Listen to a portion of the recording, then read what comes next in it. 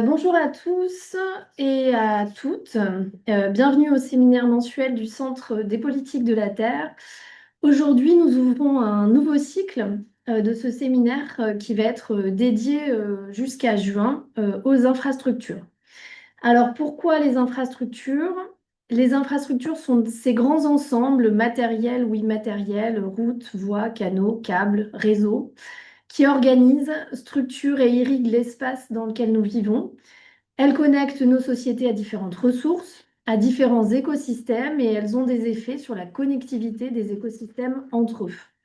Les infrastructures sont partout autour de nous, à la fois invisibles à nos yeux, tellement nous sommes habitués à leur présence, et en même temps essentielles au maintien de l'activité de nos territoires et au bon déroulé de nos vies quotidiennes. Réseaux d'eau, d'électricité, d'acheminement de gaz ou d'essence, lignes ferroviaires, mais aussi gravières, barrages, mines, usines, entrepôts. Elles façonnent à bas bruit nos rapports économiques et politiques et leurs effets structurants sont inégaux. À la fois parce que toutes les infrastructures n'ont pas le même pouvoir structurant, mais aussi parce que la présence de certaines infrastructures peut générer des bénéfices ou au contraire des désagréments qui construisent ce que nous appelons les inégalités socio-environnementales. De ce point de vue, les infrastructures de l'eau jouent un rôle tout particulier. Et pour l'illustrer, j'ai choisi de vous partager une expérience, celle de ma rencontre de chercheuse avec un territoire, Mayotte, dans lequel tout à coup l'eau est venue à manquer. Alors initialement, à Mayotte, je n'étais pas venue pour travailler sur l'eau, je ne suis pas spécialiste de l'eau comme nos invités du jour, mais des crises et des catastrophes. Mais le fait est qu'à Mayotte, l'eau fait crise. Le territoire traverse une crise persistante de l'eau potable qui s'est chronicisée au fil des ans et qui a connu des phases particulièrement aiguës en 2017, en 2023, après le passage de Chido. Ce constat m'a conduit à rester travailler à Mayotte avec des collègues hydrologues, économistes, géographes, psychologues, sociologues. Nous travaillons aujourd'hui sur un projet de recherche qui vise à comprendre les tenants et les aboutissants de cette crise, depuis la modélisation de la ressource jusqu'à l'étude des usages. Et nous documentons ce qu'une pénurie chronique d'eau potable fait concrètement au territoire et à ses habitants, à leur manière de vivre, à leur manière de vivre ensemble. Mayotte, évidemment, n'est pas le seul territoire français à souffrir de stress hydrique aujourd'hui, mais c'est le plus dense par sa population et donc le plus exposé. Le fait que le changement climatique pose de nouveaux problèmes en matière d'eau, non seulement en termes de ressources, mais aussi en termes d'adaptation des infrastructures et d'évolution des modèles de gouvernance de cette ressource. Pour autant, et cela Mayotte le montre très bien aussi, le changement climatique n'explique pas tout aujourd'hui, car les crises de l'eau ne sont pas seulement liées à des problèmes climatiques, infrastructurels et techniques, elles sont aussi le résultat de politiques publiques plus ou moins portées politiquement, plus ou moins bien suivies et évaluées, et sur le terrain, le résultat aussi de vulnérabilités sociales accumulées sur le long terme. Car on ne peut pas déconnecter la question de l'eau des conditions sociales dans lesquelles elle se pose. En métropole, nous sommes habitués au modèle tout en réseau des villes occidentales, celui d'un service public universel qui connecte 100% des habitants à un réseau unique et centralisé. Or, comme l'a montré notre invité sociologue Franck Poupeau dans son travail de recherche, et comme nous en parlera aussi Manon Gallego à partir de son expérience du monde humanitaire de l'eau, ce modèle idéal vient parfois se heurter aux réalités du terrain. C'est le cas notamment quand la croissance démographique est forte et que la ville se développe plus vite que les infrastructures. Le réseau devient alors à la fois le facteur structurant des inégalités sociales et leur révélateur. J'illustre mes propos avec le cas de Mayotte, encore une fois, puisqu'on y observe typiquement une géographie bien particulière de l'accès à l'eau, le réseau qui dessert une partie de la population, mais aussi de vastes zones hors réseau, les quartiers informels, où les habitants développent des stratégies de survie risquées en utilisant l'eau des puits, des rivières, ont parfois recours à des solutions alternatives, mais souvent fragmentaires et précaires, des bornes fontaines, etc. Et entre ces deux extrêmes, on trouve aussi des lieux intermédiaires où se construisent des solutions collectives, souvent faites d'entraide, comme le partage de compteurs, les fameux réseaux spaghetti, parfois faites d'abus, comme la revente d'eau issue de réseaux publics. De fait, dans le paysage de l'eau de ce département français, il y a ceux qui ont l'eau à la maison, ceux qui ne l'ont pas, et c'est pas le seul département, nous le verrons. Ceux qui paient l'eau à la mahoraise des eaux, ceux qui la paient à leurs voisins, ceux qui, n'ayant pas l'eau chez eux, ont les moyens d'en acheter au magasin, quand d'autres économisent à plusieurs pour pouvoir utiliser une borne fontaine monétique. Ceux qui n'ont les moyens de rien et non seulement boivent où ils peuvent, mais font parfois des kilomètres pour trouver de l'eau. Ainsi, le fait d'avoir ou non un robinet chez soi, le fait d'avoir ou non accès à l'eau potable devient aussi le marqueur d'une appartenance à un certain statut social. Les infrastructures de l'eau, on le voit donc, sont un observatoire privilégié des inégalités socio-environnementales et des transformations contemporaines aussi de l'action publique.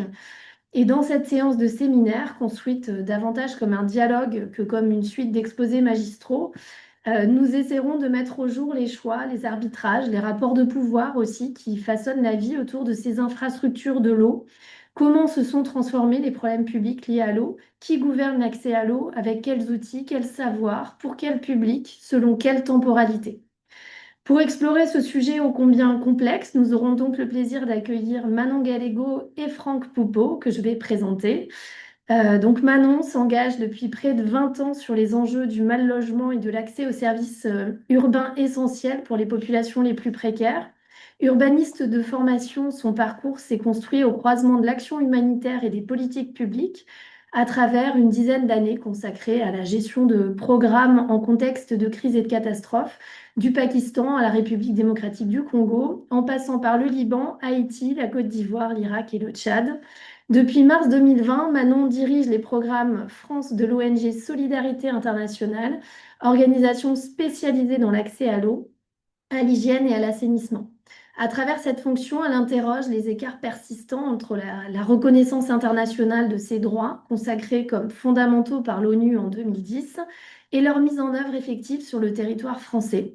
Et l'action de Manon et de Solidarité internationale met en lumière les mécanismes sociaux, institutionnels, territoriaux qui conditionnent l'accès réel à l'eau potable et à l'assainissement et souligne la nécessité d'un accompagnement durable pour garantir l'effectivité de ces droits.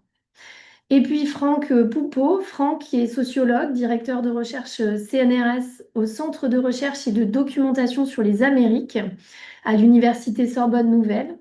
Il interroge depuis plus de 20 ans les inégalités et les rapports de pouvoir à travers l'étude des politiques environnementales, des politiques de l'eau et des ressources naturelles.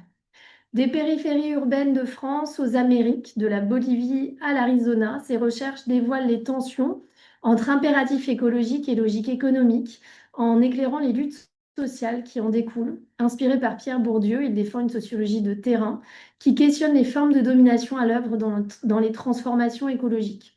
Il construit une recherche ancrée dans le travail empirique, attentive aux effets structurants du champ du pouvoir comme aux politisations et aux formes de vie ordinaires. Cette démarche, couplée à un engagement éditorial fort, fait de lui une voix singulière aujourd'hui dans le débat public et un artisan de la visibilité des sciences sociales. Alors Manon, Franck, j'ai brossé rapidement vos biographies et vos approches, mais j'aimerais que vous nous racontiez avec vos mots à vous les grandes étapes de votre réflexion sur les infrastructures de l'eau.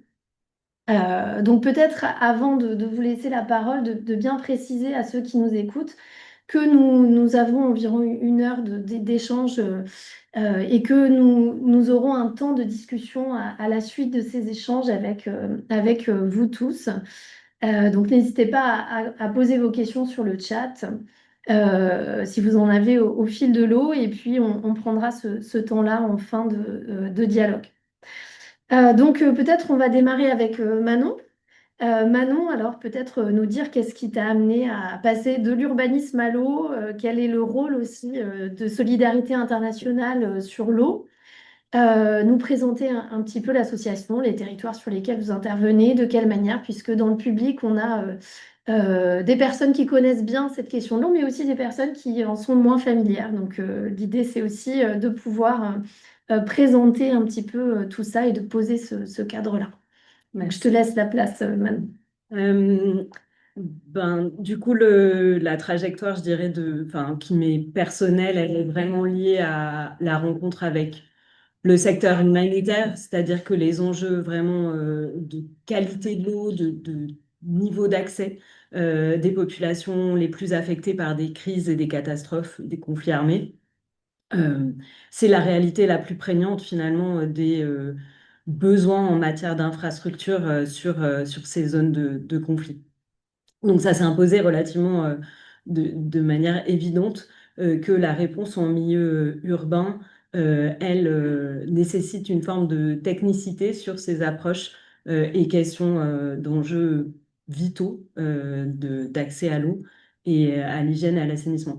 Solidarité internationale, pour lequel je travaille depuis de nombreuses années et pas seulement en France, est engagée principalement sur des zones de conflits armés actifs au Moyen-Orient, en Afrique sahélienne et en Afrique subsaharienne, autour notamment des grands conflits actuellement, donc Soudan, Sud-Soudan, République, euh, République démocratique du Congo, et en passant par l'Ukraine, le Myanmar, etc. Partout, on met en œuvre des programmes euh, d'urgence, on va dire, humanitaire, pour répondre aux besoins en eau, hygiène, assainissement des populations. Ce n'est pas le seul cœur de métier de Solidarité internationale, mais c'est celui pour lequel on a systématiquement des programmes dans nos pays d'intervention. Euh, la, L'histoire qui nous a rapprochés finalement des interventions en France, elle est liée à l'épidémie des Covid-19 du coup, en 2020, enfin fin 2019 et 2020, pour lesquels on s'est rapproché de nos confrères et consoeurs qui travaillent déjà sur les territoires français et notamment Médecins du Monde, mais bien d'autres, qui ont pu nous alerter sur des ruptures franches de ce qu'ils voyaient pour toutes les populations qui étaient confinées en situation de rue ou de mal logement D'accord. et pour lesquels finalement les systèmes D que tu décrivais, Maud, à travers l'exemple de Mayotte, ont été et n'étaient plus une solution finalement hein, pour cet accès à l'eau et on avait vraiment des gens en rupture d'accès, même dégradé à l'eau potable.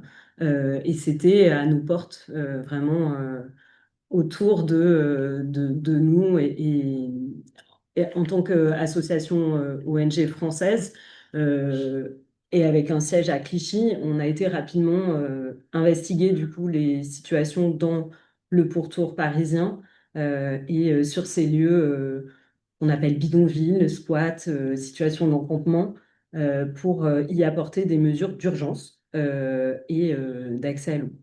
À travers ces premiers éléments, si on peut passer à la slide, merci beaucoup.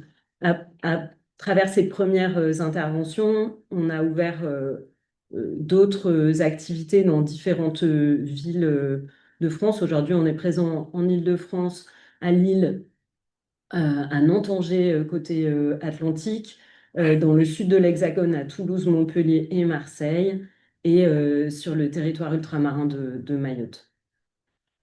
On a du coup des actions qui sont vraiment centrées à la fois sur une réponse effective aux besoins des populations vulnérables et marginalisées dans ces territoires-là, à travers l'installation très concrète hein, de dessertes en eau potable et d'accès à des produits d'hygiène de base.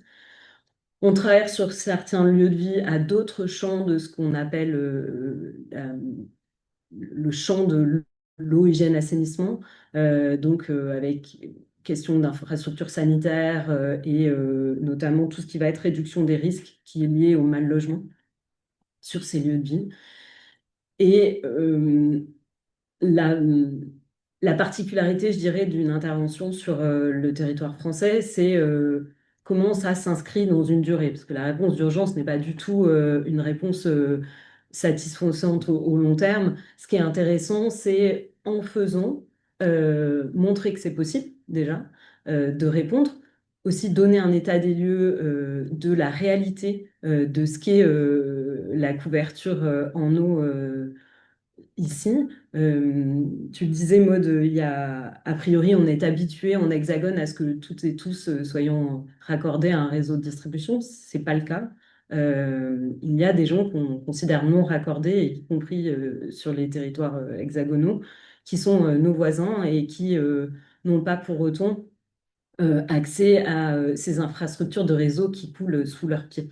Et c'est en démontrant que ces besoins existent, en nous proposant des réponses concrètes auprès des variétés d'acteurs vraiment très locaux, qu'on peut produire un plaidoyer technique et juridique pour faire évoluer cette politique publique qui bah, voilà, s'appuyer sur différentes aussi domestications du droit à l'eau depuis son affirmation par l'ONU en 2010, qui est passée notamment par des directives européennes révisées et l'introduction de certains éléments de droit, mais toujours pas sur un droit fondamental à l'eau potable et à l'assainissement en droit français, mais pour autant, il y a des éléments sur lesquels on peut s'appuyer pour accompagner une mobilisation des personnes concernées et des acteurs qui travaillent autour de ces sujets. Très bien, merci beaucoup. Je pense qu'on reviendra sur cette question justement du droit, parce que quand on a échangé initialement, tu m'avais effectivement partagé ta surprise quand tu avais commencé à travailler sur le territoire français, justement, en venant de territoires étrangers. Donc je pense que c'est une question sur laquelle on reviendra, mais je voudrais d'abord laisser la parole à Franck pour nous présenter aussi son parcours sur ces questions depuis la Bolivie à l'Arizona et la manière dont ces différentes rencontres aussi avec d'autres terrains t'ont amené à faire évoluer ta réflexion sur l'eau. Donc, tu as la parole, Franck. Merci Maud, merci à toutes et tous pour l'invitation. Euh, En ce qui me concerne, l'eau, c'est venu d'une rencontre un peu occasionnelle. J'étais en train de travailler sur les inégalités d'accès à l'éducation en France, dans les banlieues françaises. Puis en fait, au cours d'un voyage, je suis tombé sur la guerre de l'eau en Bolivie, à Cochabamba exactement, en 2000. Alors c'était, pour vous resituer les choses, c'était le contexte des mobilisations altermondialistes. Donc c'était 2000, hein, donc avant Gênes, hein, qui initie le reflux et la répression armée et militaire. Là, c'était la première fois qu'il y avait une sorte de victoire dans un conflit environnemental. C'est pour ça que ça m'a intéressé, avec l'expulsion d'une multinationale américaine, enfin, plus qu'américaine, qui s'appelait Bechtel. Et je me suis mis ensuite à travailler sur les inégalités d'accès à l'eau, bah, toujours en Amérique latine et en Bolivie spécialement, et notamment dans une ville qui était assez fascinante à l'époque, qui s'appelait El Alto, qui était une ville en expansion sur l'altiplano bolivien à 4000 mètres, évidemment dans les périphéries comme ça, qui étaient des lieux d'installation précaires et informels, et ce qui est devenu un des lieux de mobilisation sur un autre conflit environnemental un peu spécifique qui a été appelé la guerre du gaz en 2003 qui était dans le cycle de mobilisation qui a mené Evo Morales à l'époque et le MAS, le mouvement vers le socialisme, au pouvoir, et qui s'est fait sur un principe de réappropriation des ressources naturelles. Voilà, donc ça c'est sur l'eau. Et bon, il y avait toute une dimension, on va dire, se transporte, on transporte les outils de la sociologie dans les pays du Sud. Et généralement, c'était étudié, ces phénomènes-là, par des géographes ou des anthropologues. Ça, je pourrais y revenir un peu plus tard. Là, c'était essayer de comprendre qu'est-ce qui se jouait d'un point de vue des inégalités. En gros, ce qui était frappant, c'est dans un contexte en Amérique latine, on va dire néocolonial pour aller vite, hein, avec des structures d'exploitation qui remontent au modèle primo-exportateur des minéraux et des politiques de modernisation qui ont, impliqué, qui ont été impulsées au XXe siècle, avec notamment des réformes agraires, souvent avec des bons sentiments, mais qui produisaient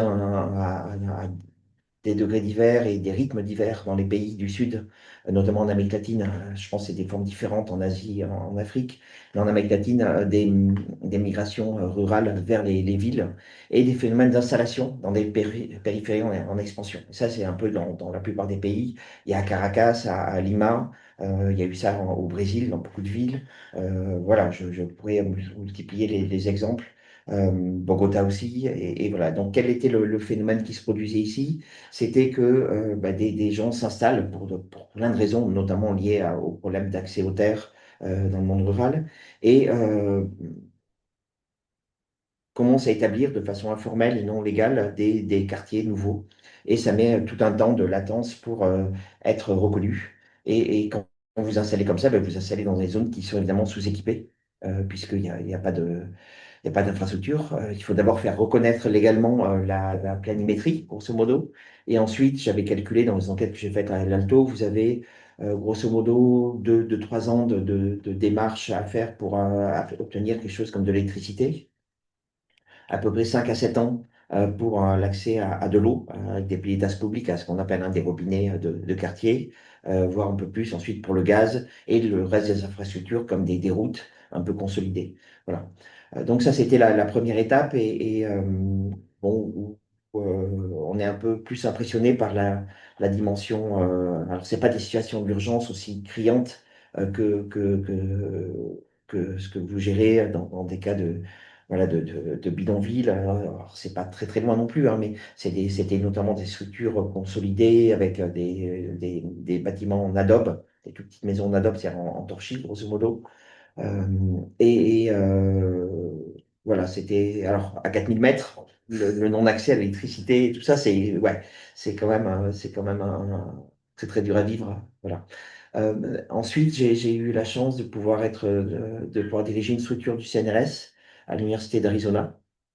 Et où, au fur et à mesure des enquêtes, j'ai découvert finalement des situations qui, paradoxalement, n'étaient pas si différentes. Mais ça, j'y reviendrai plus tard.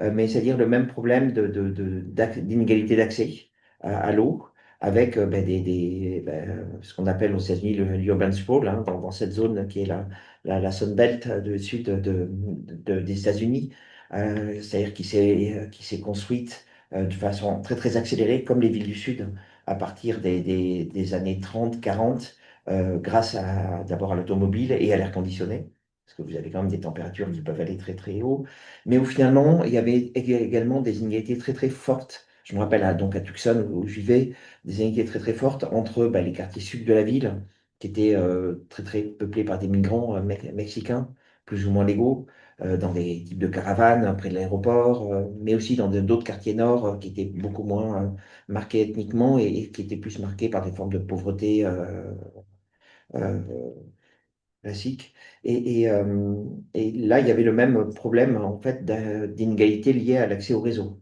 Voilà, et qui était compliqué par le fait que il y a aussi une pénurie globale de la ressource. Alors, c'est des zones semi-arides, c'est comme l'altiplano bolivien, c'est pas complètement des déserts, voilà, au sens où on l'entend, mais le Sonoran Desert, qui est dans le sud des États-Unis, c'est quand même des zones.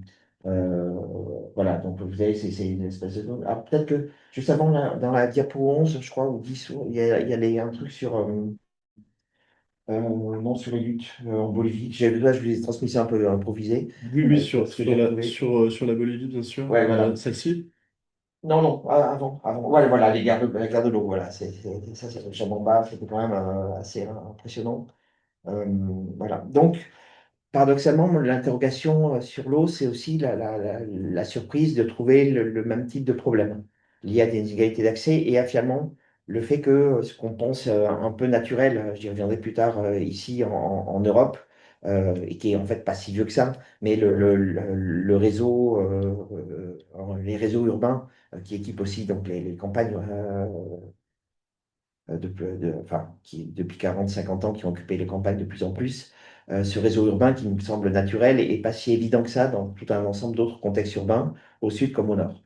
Voilà, et c'était ça un peu l'interrogation et qui amène à réfléchir sur ça veut dire quoi l'eau pour tous, qui est évidemment un idéal louable et même universalisable si on voulait, et en même temps qui pose des problèmes en termes de modèles d'adaptation à des contextes spécifiques. Voilà. Mhm. Très bien. Merci beaucoup pour vos présentations à tous les deux. Diriez-vous que depuis que vous avez commencé vos carrières respectives, les défis finalement en matière de gestion de l'eau en France, ailleurs dans le monde ont évolué et comment est-ce que vous poseriez justement la question de ces défis aujourd'hui?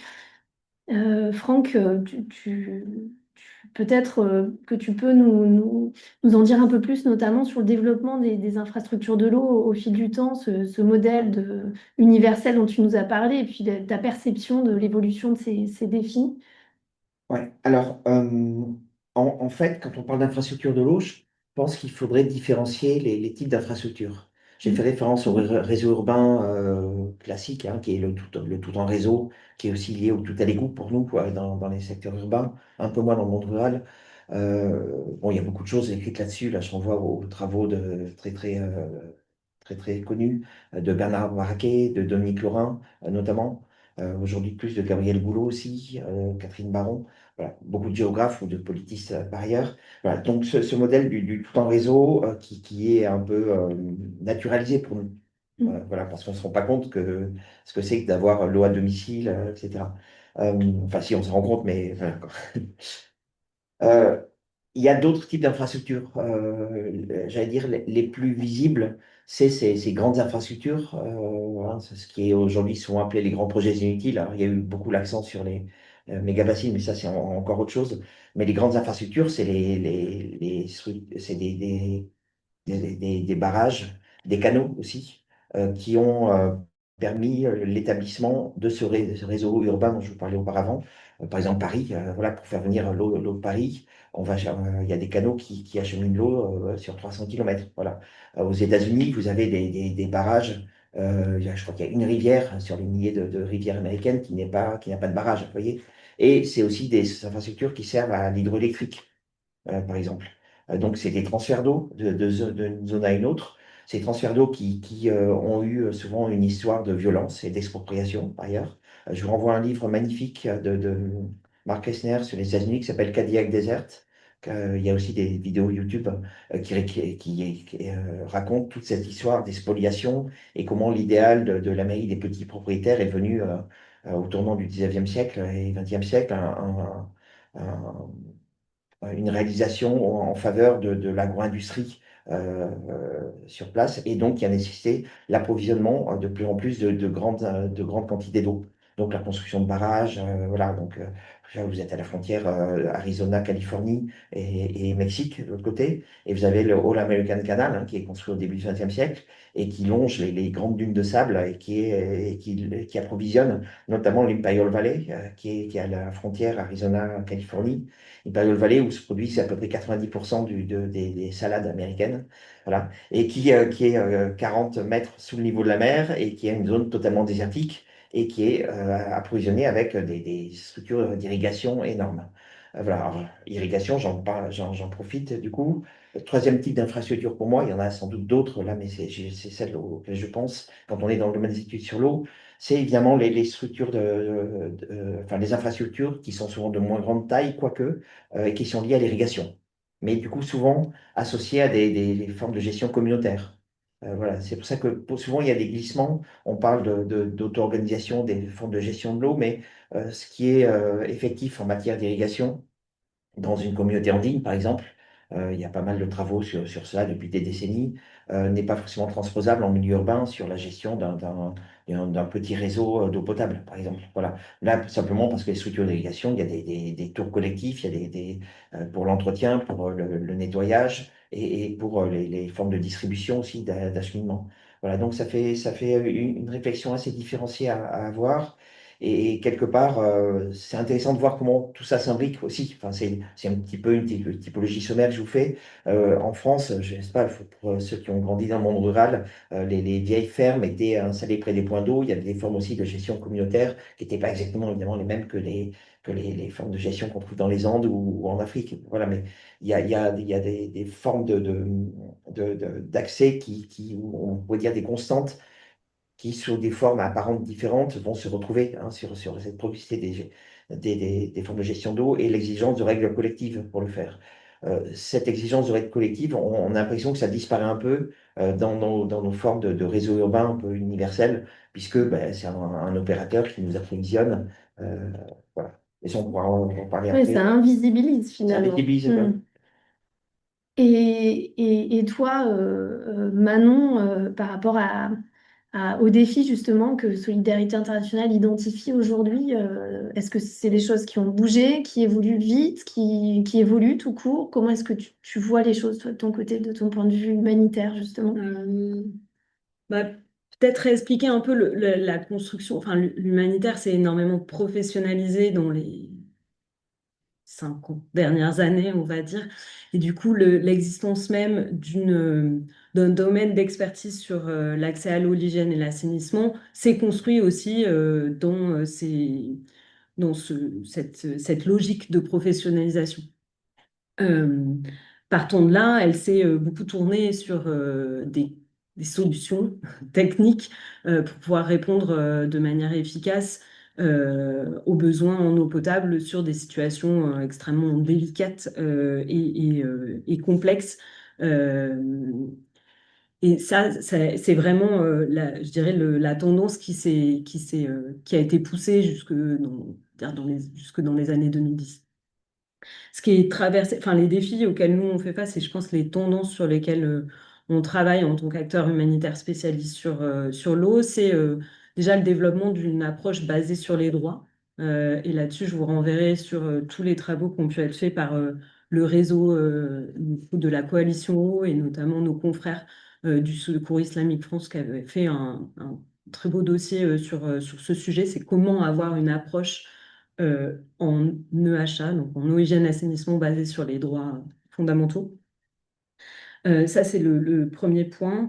Ensuite, on voit ce qu'on appelle la continuité de l'aide, c'est-à-dire des crises de plus en plus multiples qui prennent des formes assez complexes auxquelles on ne répond pas seulement à un choc en particulier, mais qui deviennent protéiformes et qui sont beaucoup plus prolongées dans la durée, ce qui a nécessité beaucoup d'adaptations, enfin, qui s'imposent à nous. Évidemment que nous, on transforme une logique d'intervention et des façons, des postures par rapport à ça en passant vraiment de réponses d'urgence à plutôt des logiques de soutien et de renforcement des systèmes en place pour maintenir une continuité et être beaucoup plus dans une logique durable de ces interventions-là. Alors, avec tout ce que compose le mot durable, mais voilà, un peu l'idée qui sous-tend là-dessus, c'est vraiment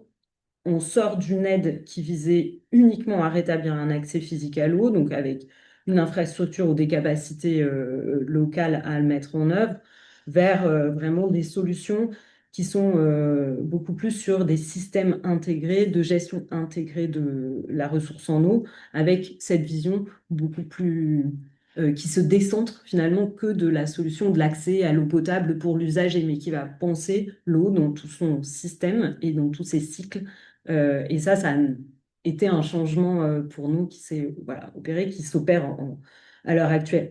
Le dernier gros changement, bah, je dirais que c'est toutes les crises environnementales et climatiques qui, elles, se sont accélérées et qui, notamment toutes les sécheresses récentes, tu as mentionné hein, celle sur Mayotte, il y en avait eu d'autres avant, hein, dans les années 2000.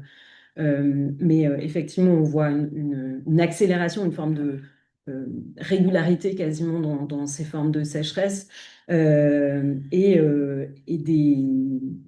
qui ont finalement réussi à faire rentrer les questions de l'eau dans les débats publics locaux. Et c'est notamment le cas, donc mes confrères me disaient, parce que j'ai préparé cette présentation avec mes collègues pour voilà, pouvoir vous présenter différentes choses. 2018 au Moyen-Orient avec des sécheresses prolongées en Irak et en Syrie notamment, et qui ont permis de questionner la disponibilité de la ressource, qui était finalement l'indicateur qu'on questionnait le moins. On regardait beaucoup les barrières économiques, les barrières physiques, les questions de qualité ou d'acceptance. Mais la question de la disponibilité, elle était souvent traitée de manière très technique et non pas comme un angle beaucoup plus complexe et systémique avec des enjeux plutôt de réponse sociétale et sociale à ces sujets plutôt que vraiment techniques. On a cru à un moment pouvoir produire de l'eau, je pense, n'importe où et à n'importe quel prix, ce qui est plus le cas aujourd'hui. C'est vraiment ça un peu les trois défis, je pense, ou les trois tendances sur lesquelles nous on travaille. Et du coup, pour illustrer, peut-être pour ceux qui sont moins familiers avec l'humanitaire, en pratique, ça veut dire quoi quand tu nous dis maintenant on travaille sur le cycle de l'eau, c'est-à-dire par rapport aux infrastructures et aux typologies d'infrastructures que tout à l'heure Franck a développé pour nous. Comment est-ce que vous vous situez sur ces différentes infrastructures? Est-ce que tu peux illustrer ça peut-être de manière euh, pratique? Donc, Ben, quand on met en œuvre des programmes humanitaires d'accès à l'eau, ça va être en fonction des ouais, situations. C'est ouais. très souvent des systèmes de traitement plutôt que d'infrastructures globales. On n'est pas, enfin, c'est très rare qu'on travaille sur des réseaux d'envergure. Ça a été le cas à Calémie, enfin, au Congo, dans différentes crises sur lesquelles justement elles sont des crises prolongées et dans lesquelles du coup on s'est investi sur des équipements comme ça. Mais ce qu'il faut bien comprendre et peut-être sur lequel j'aurais pu commencer, c'est que nous, on intervient en eau hygiène assainissement pour répondre à des enjeux de santé. L'enjeu est vraiment à la fois l'accès, mais aussi les risques de maladies hydriques et vectorielles qui sont associés à son non-accès. Du coup, ce paradigme-là, l'important est vraiment de répondre en termes d'accès qualitatif à l'eau potable en quantité et en qualité et pour toutes et tous. Donc, de rendre vraiment quelque chose d'effectif, y compris des personnes qui sont en migration, qui vont être en déplacement ou affectées et qui restent sur place par exemple, un conflit armé. Ça, concrètement, on met en œuvre des petites stations de potabilisation et des lignes de desserte avec des points d'eau euh, qui ont des normes très encadrées dans l'humanitaire sur leur quantité et les... on a beaucoup d'indicateurs qu'on s'applique ou qui ont été définis par le monde humanitaire qui sont très quantitatifs et qualitatifs. Et ce qui va changer ou qui change en ce moment, c'est vraiment plutôt ces approches de comment est-ce qu'on les pense dans un système de gestion locale, comment est-ce que on vient renforcer plutôt des systèmes existants plutôt que d'en créer des parallèles. C'est ça concrètement. Donc ça, c'est une excellente transition justement pour parler gouvernance et politique publique de gestion de l'eau, parce que finalement, qui décide en matière d'infrastructure de l'eau? Sur quel savoir ces décisions reposent-elles? Comment les sciences, les expertises techniques, mais aussi les savoirs locaux, tu viens d'en parler Manon, sont mobilisés ou au contraire parfois marginalisés? Tu l'as évoqué tout à l'heure, Franck, dans les différents contextes dans lesquels vous intervenez. Alors, je ne sais pas qui veut commencer, Franck, Manon, à nous parler justement de cette dimension plus gouvernance, politique publique, ou au contraire, organisation communautaire de la gestion de l'eau avec vos exemples, vos terrains. Ouais, c'est pas une question facile. Ouais, non, c'est pas facile, oui, oui, on Non, ne parce sait qu'il pas y a une forcément vraie comment diversité répondre. des structures de, de gestion de l'eau, en fait. Et Ouais, en France, il y a quand même le système assez unique des agences de l'eau oui. qui recouvrent une gestion par bassin, qui regroupe une multiplicité d'institutions. Alors, on peut discuter, est-ce que ça fonctionne bien, est-ce que c'est participatif, assez, etc. Mais voilà, ça fait quand même des parties d'une interpénétration de divers types d'acteurs politiques, administratifs, économiques, voilà, et qui répond à un certain nombre de contraintes géophysiques voilà, de ce point de vue-là, notamment sur la gestion des fleuves et la connexion aux espaces économiques. Voilà. Aux États-Unis, vous avez des structurations très différentes, avec, comme un peu partout, des opérateurs, notamment municipaux, mais des instances de régulation. Et entre les deux, ce qu'on a appelé dans un livre qui s'appelle Le champ des politiques hydriques, les contractors, des instances qui sont un peu chargées de la distribution entre ceux qui font les normes et ceux qui opèrent au niveau local. Voilà, typiquement dans ces types d'organisations, c'est le Met, hein, le Metropolitan Water District à Los Angeles, qui a un poids énorme dans l'Ouest américain. Voilà. C'est très différent, par exemple, en Amérique latine, dans beaucoup de pays, il y a une structure assez simple entre des opérateurs locaux, municipaux, parfois communautaires, et un ministère qui va distribuer les choses. Alors, euh, pour essayer de pas perdre la réflexion, il y a souvent une tendance à valoriser les savoirs locaux qui sont importants, mais qui ne peuvent pas résumer à eux seuls l'étendue des problèmes. Alors, je vais partir d'un exemple dans une enquête en Bolivie, aux périphéries urbaines, toujours de La Paz ou El Alto, avec des gros conflits liés justement à la question de savoir qui est-ce qui gère l'eau et qui est-ce qui a accès à l'eau. Vous avez des petites coopératives et qui fonctionnent de façon relativement exclusive. On a toujours un peu l'image d'Épinal, des coopératives où les gens se réunissent. Voilà. Non, il y a une ressource qui est sur un petit territoire, qui est parfois un peu rare aussi, puisqu'il y a des périodes de saison sèche, etc. Et donc, il y a des droits d'entrée dans la coopérative. Et les droits d'entrée ben, sont exclusifs, comme dans beaucoup de cas. Et c'est pas parce qu'il y a des règles communes que tout le monde en bénéficie, par ailleurs. Donc ça, c'est un peu toujours un peu l'illusion des observateurs, anthropologues, parfois les économistes néo-institutionnels, qui ont tendance à valoriser les formes de gestion communautaire. Et on voit, notamment quand on les transfère des zones rurales avec l'irrigation jusqu'à des zones urbaines où il y a tout un ensemble de conflits territoriaux, ne serait-ce parce que pour bénéficier d'un service urbain, il faut payer un peu plus. Donc, dans le même territoire frontalier, les populations plutôt qui vivent de l'agriculture sont pas d'accord pour entrer dans le réseau. Ceux qui sont plutôt urbains, chauffeurs de bus, etc., qui ont accès à la mobilité, mais ils veulent entrer dans le réseau urbain parce que c'est plus facile, c'est un peu moins cher, moins contraignant, ils ont d'autres formes de travail, etc. Dans d'autres coopératives, bon, on voit que ça a fonctionné, la gestion communautaire, depuis, avec des savoirs hérités depuis depuis les migrations des années 50 jusqu'aux années 90-2000. Et puis, du coup, il y a des transformations des passages de génération et des générations plus jeunes qui ont plus forcément envie de passer leur dimanche matin à se former pour gérer les problèmes d'eau de la coopérative. Et quelque part, au-delà des discussions sur les formes de précarité ou de besoins économiques, est-ce que une gestion politique de l'eau, c'est forcément une gestion communautaire de ce point de vue-là? Parce que effectivement, un réseau urbain avec un opérateur spécialisé, y compris dans les coopératives les mieux organisées que j'ai observées à La Paz, par exemple, il fallait employer un ingénieur. C'était une structure qui avait tendance à se professionnaliser. Parce que gérer l'eau, c'est aussi des compétences, c'est aussi un métier, etc. Gérer l'eau en milieu urbain, c'est pas gérer une structure d'irrigation, voilà, sans parler de pesticides, hein, etc. Hein. C'est vraiment juste sur les formes de contamination qui sont liées ou de normes sanitaires minimales pour faire fonctionner un réseau urbain. Ça a l'air bête, mais comment tu établis une tuyauterie, comment tu purifies, enfin, c'est des vraies compétences et c'est pas, voilà.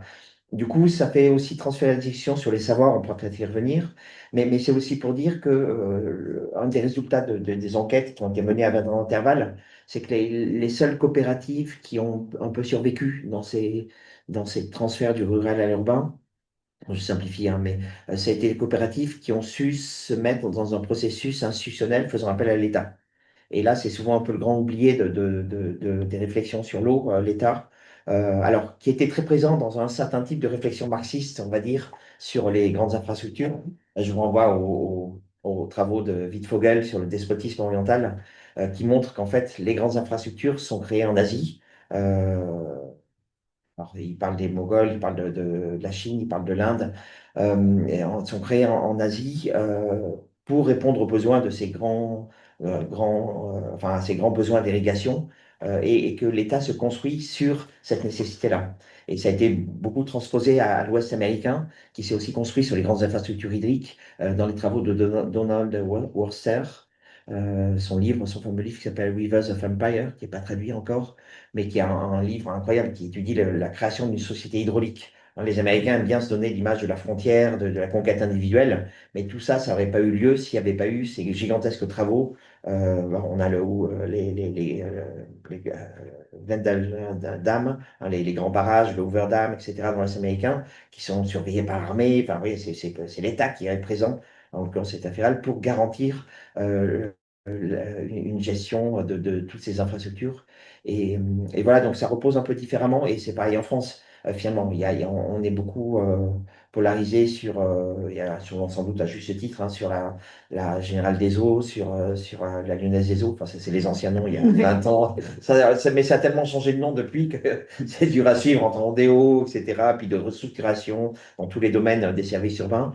Mais sur les deux grandes entreprises qui ont quand même structuré le secteur au niveau national et international, mais justement, elles ont fait ça adossé à l'État. La dimension étatique est un peu un impensé de toutes ces choses-là. Et on la retrouvera peut-être tout à l'heure si on parle des savoirs, puisque Mhm. finalement le savoir qui a accompagné la construction non seulement des grandes infrastructures, des grands barrages, mais aussi des réseaux urbains tels qu'on les connaît. C'est adossé à une ingénierie qui est une ingénierie civile et qui est une ingénierie d'État, avec des corps d'État. Je pense pour la France, mais aux États-Unis, c'est l'Army Corps of Engineers. Bon, en Bolivie, qui est l'exemple que je connais le mieux aussi, bah, c'est des ingénieurs civils ou hydrologues du ministère de l'Eau. Voilà. Curieusement, enfin, c'est pas curieusement, mais euh, on va voir apparaître d'autres formes de gestion quand ce ne sont plus ces savoirs d'ingénierie qui vont prédominer. Et ça, c'est un autre débat sur lequel on pourra revenir Ah oui, oui, tout à ensuite. fait, c'est important. Voilà, donc du coup, on fonctionne aussi non seulement sur des, des- des grandes infrastructures héritées du passé, mais sur des savoirs qui sont transmis dans ces infrastructures, qui ont permis de les construire. Et c'est ça qui est assez fascinant. Et alors, du coup, bah là, on peut peut-être juste amorcer un petit schéma qui, là aussi, est très sommaire, hein, mais voilà. C'est le fait que l'ingénierie hydraulique, de la grande hydraulique, hein, l'ingénierie civile, qui est aussi celle qui a construit les ponts. Oui, il y a toutes ces choses-là. Et ça, je l'ai vu en Amérique latine parce qu'on imagine mal la circulation des ingénieurs qu'il y avait dans les Amériques depuis le 19e siècle. C'est-à-dire que les dirigeants des grandes villes américaines, nord ou sud, étaient très inspirés du modèle des villes européennes et ils voulaient des ingénieurs. J'ai trouvé des choses dans les archives. Voilà, ils veulent embaucher un ingénieur français pour résoudre les problèmes de contamination d'eau qui viennent des mines au-dessus et avoir un réseau urbain. Voilà, début du siècle, 1902, 1904, je ne me rappelle plus à La Paz. Voilà, donc il y avait cette circulation. Il y a Gustave Eiffel qui va faire ses gares et ses ponts, notamment. Bon, c'est assez fascinant de retracer ça. Mais en matière de gestion de l'eau, typiquement, ça veut dire que pour avoir de l'eau, ben, il faut la stocker. Avoir de l'eau, ben, faut s'en procurer beaucoup plus. Voilà, donc ça, c'est la logique étatique aussi et une logique de l'offre, beaucoup. De grands travaux. Ben, typiquement, en 2016-17, il y a une grosse pénurie d'eau à La Paz parce que c'était des phénomènes climatiques récurrents et il n'y avait pas assez de zones de stockage. Et le président Morales, à l'époque, a dit bah, je vais trouver une nouvelle lagune. Je me rappelle, j'ai regardé cette une dans la Rasson du lendemain, où Evo Morales était parti en hélicoptère et était revenu en disant j'ai trouvé une nouvelle lagune et voilà, on va avoir de l'eau. Voilà. Et donc après, on construit d'autres barrages. Et les plans d'équipement de la structure de distribution de l'eau à La Paz prévoyaient simplement la construction de nouveaux barrages, nouvelles zones de stockage en amont, sous les glaciers tropicaux qui ont tendance à fondre par ailleurs, pour approvisionner un peu plus d'eau dans les différents systèmes de la ville. Donc ça, c'est typiquement une façon liée à des savoirs d'ingénierie classiques qui sont évidemment beaucoup plus complexes. On n'imagine pas non plus le degré de savoir-faire qu'il a fallu établir pour ne serait-ce que construire les choses qui ont amené l'eau à Paris ou ailleurs. Mais voilà, si on voulait résumer, c'est un paradigme de l'offre. Alors qu'effectivement, dans beaucoup de cas de gestion à plus petite échelle, on est beaucoup moins sur la nécessité d'amener beaucoup plus d'eau, puisqu'on a des quantités différentes à gérer, mais on est beaucoup plus sur une gestion de la demande. Une gestion de la demande, c'est-à-dire, alors, c'est pas offre et demande au sens économique, hein. Une gestion de la demande, c'est comment est-ce qu'on utilise, ouais, comment est-ce qu'on réutilise l'eau. Et ça, alors, c'est visible sur les petites structures, et c'est vrai que ça a l'air plus économe ou plus écologue, d'une certaine façon. Tout l'enjeu, c'est de dire comment est-ce qu'on introduit ces usages ou ces réusages, usages des eaux usées, etc., dans des formes qui ne sont pas seulement des formes communautaires, mais des structures à grande échelle. Voilà. Et qu'est-ce que ça veut dire des infrastructures de l'eau qui ne fonctionnent pas sur une politique de l'offre? C'est un peu un des gros enjeux, je pense que, enfin, je vois dans les questions prévues, c'est un peu ça Ouais, qui va tout être à fait. abordé. Voilà. Et puis ça touche, enfin ce que tu dis, c'est fascinant, hein, puisqu'on touche au côté vraiment multiscalaire de la question des infrastructures, Ouais. entre une vision étatique finalement très vaste du territoire qui va aller déplacer cette eau, qui va aller la stocker, etc. Et puis cet usage très local finalement Par de ailleurs, nos ressources aussi. par ailleurs, je ne veux pas établir de faux universaux, mais quelque part, je ne sais pas pour ceux qui ont un peu grandi à la campagne, voilà, ou alors qui ont voyagé dans plein de pays du Sud, je me rappelle au Yémen ou dans d'autres pays, Pakistan, et alors dans les Andes, n'en parlons pas. Le fait de stocker de l'eau, c'est indispensable pour un certain nombre d'activités. Alors, évidemment, c'est pas des méga bassines. Et le problème des méga bassines, c'est pas qu'on stocke l'eau, c'est que d'abord, c'est peut-être démesuré par rapport à des besoins réels qui ne soient pas subordonnés à de l'agro-industrie. Et donc à des formes de privatisation d'une ressource et de captation de ressources en plus qui ont font des problèmes. Mais le stockage de l'eau, c'est quelque chose voilà, qu'on retrouve quand même. Voilà, il n'y a pas une implantation humaine qui n'est pas son point d'eau autour. Enfin, c'est un truisme et en même temps, il faut en tirer les conséquences à ce niveau-là. Dans l'étude, alors il y a beaucoup de travaux d'anthropologie. Oui, il y a des très très gros travaux sur l'eau, je sais pas, au Népal ou en Asie du Sud-Est. Voilà, je n'ai pas je pas les France en tête, mais qui montrent vraiment comment ça s'articule les formes de vie villageoises, communautaires, avec ben, les, les- les disparités d'accès à l'eau dans des contextes naturels très très divers. Voilà. Et c'est ça qui est assez fascinant du côté des travaux d'anthropologie de l'eau, par exemple. Ouais, Et du mais coup, on trouve des formes de gestion communautaire très très différentes en fonction des contextes écologiques auxquels on a affaire. Mais ça s'imbrique avec des contextes sociaux. Voilà. Mais il y a cette constante, voilà, il faut quand même de stocker. Il faut stocker de l'eau. Et du coup, il faut penser les différentes échelles. Et une question, du coup, peut-être pour toi, Manon. Donc, les humanitaires, on imagine souvent le monde humanitaire qui intervient justement dans des contextes de pays en développement dans lesquels l'État peut-être peut être pensé comme étant un peu moins présent que dans des contextes comme le nôtre, européen, français. Comment est-ce que justement l'action humanitaire se déploie en articulation, en parallèle avec ces grands modèles, cette présence de l'État sur ces thématiques de l'eau, sachant qu'en France aujourd'hui, le modèle, c'est une gestion aussi par les collectivités Oui, de c'est l'eau. ça. Donc, qu'est-ce que tu peux nous dire Bah, de c'est vous? souvent, au final, on a très souvent des ministères de l'eau ou de l'hydraulique. Ouais. Au contraire en France, on ne trouvera pas de ministère de l'eau et d'interlocuteur unique au niveau gouvernement pour parler de ces sujets. Ce qui a été un gros enjeu sur voilà, travailler les politiques publiques et faire un plaidoyer juridique en France, très complexe justement par ces questions-là.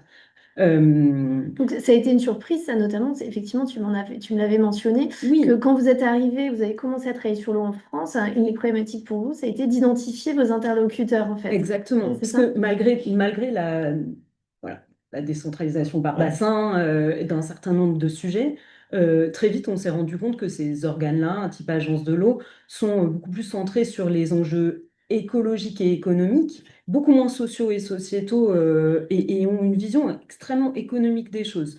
Donc vont être très peu réceptifs ou agiles à travailler sur ces sujets et très vite se cantonnent à finalement rappeler leurs compétences sur les sujets de l'eau. Donc leurs limites de responsabilité, entre guillemets, et ont vraiment du mal à aborder ces enjeux-là et qui vont légèrement leur faire prendre un pas de côté.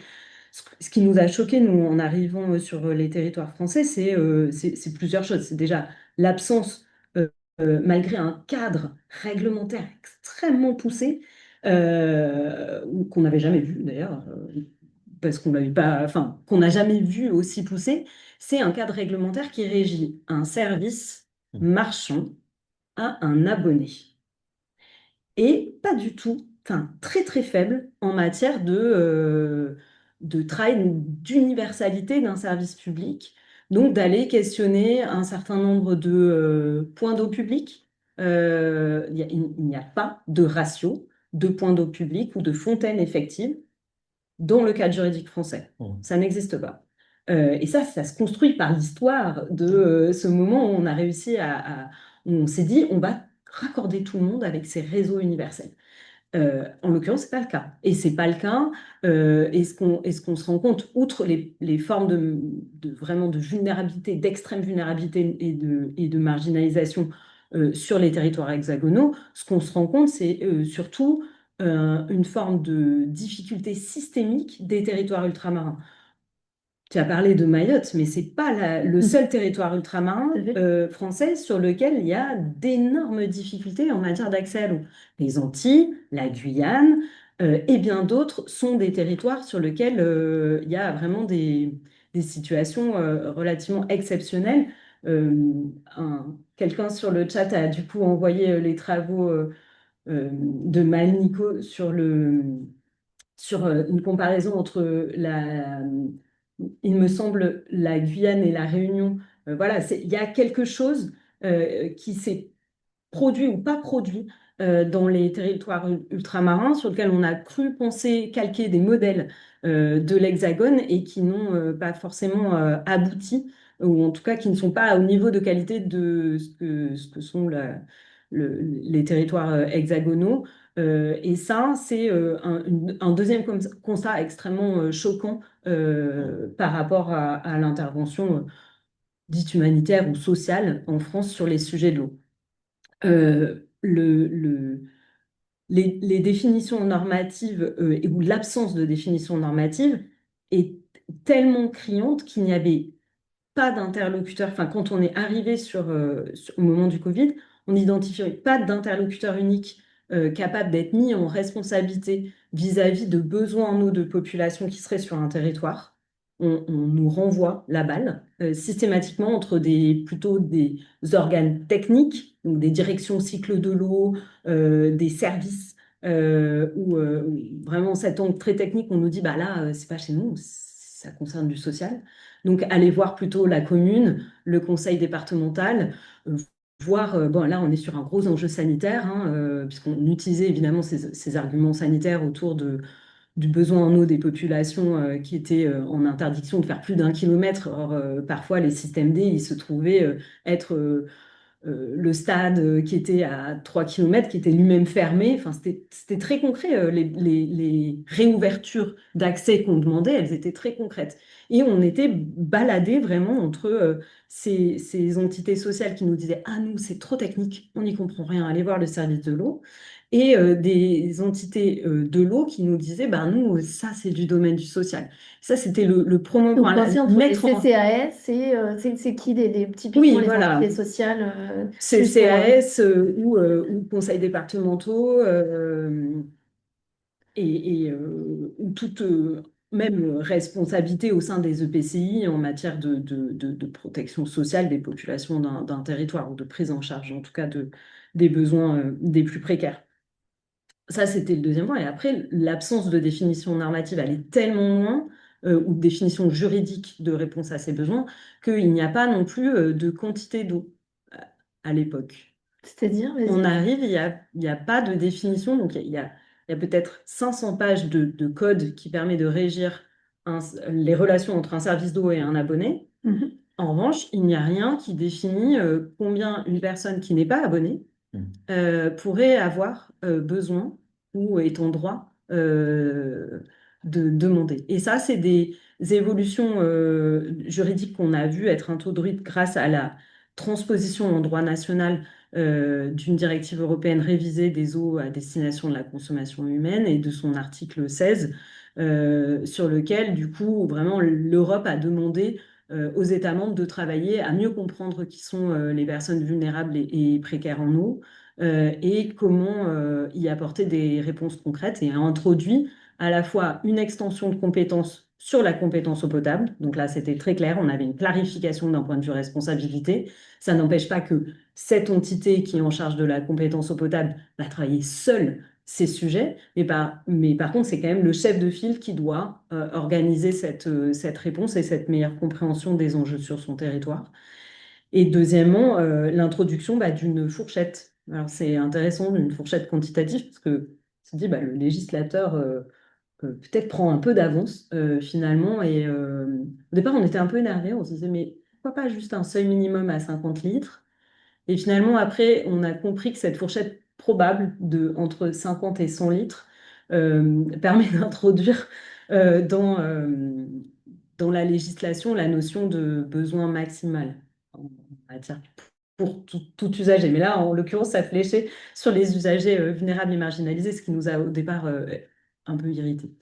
Euh, Maintenant, reste à notre charge de rendre effectif ces évolutions de droit sur un territoire. Déjà, rien que les étapes de transposition nous avaient montré à quel point il était difficile de dialoguer à des échelles gouvernementales françaises, puisqu'il y a eu presque euh, 5 entités ministérielles impliquées dans la transposition rien que de cet article.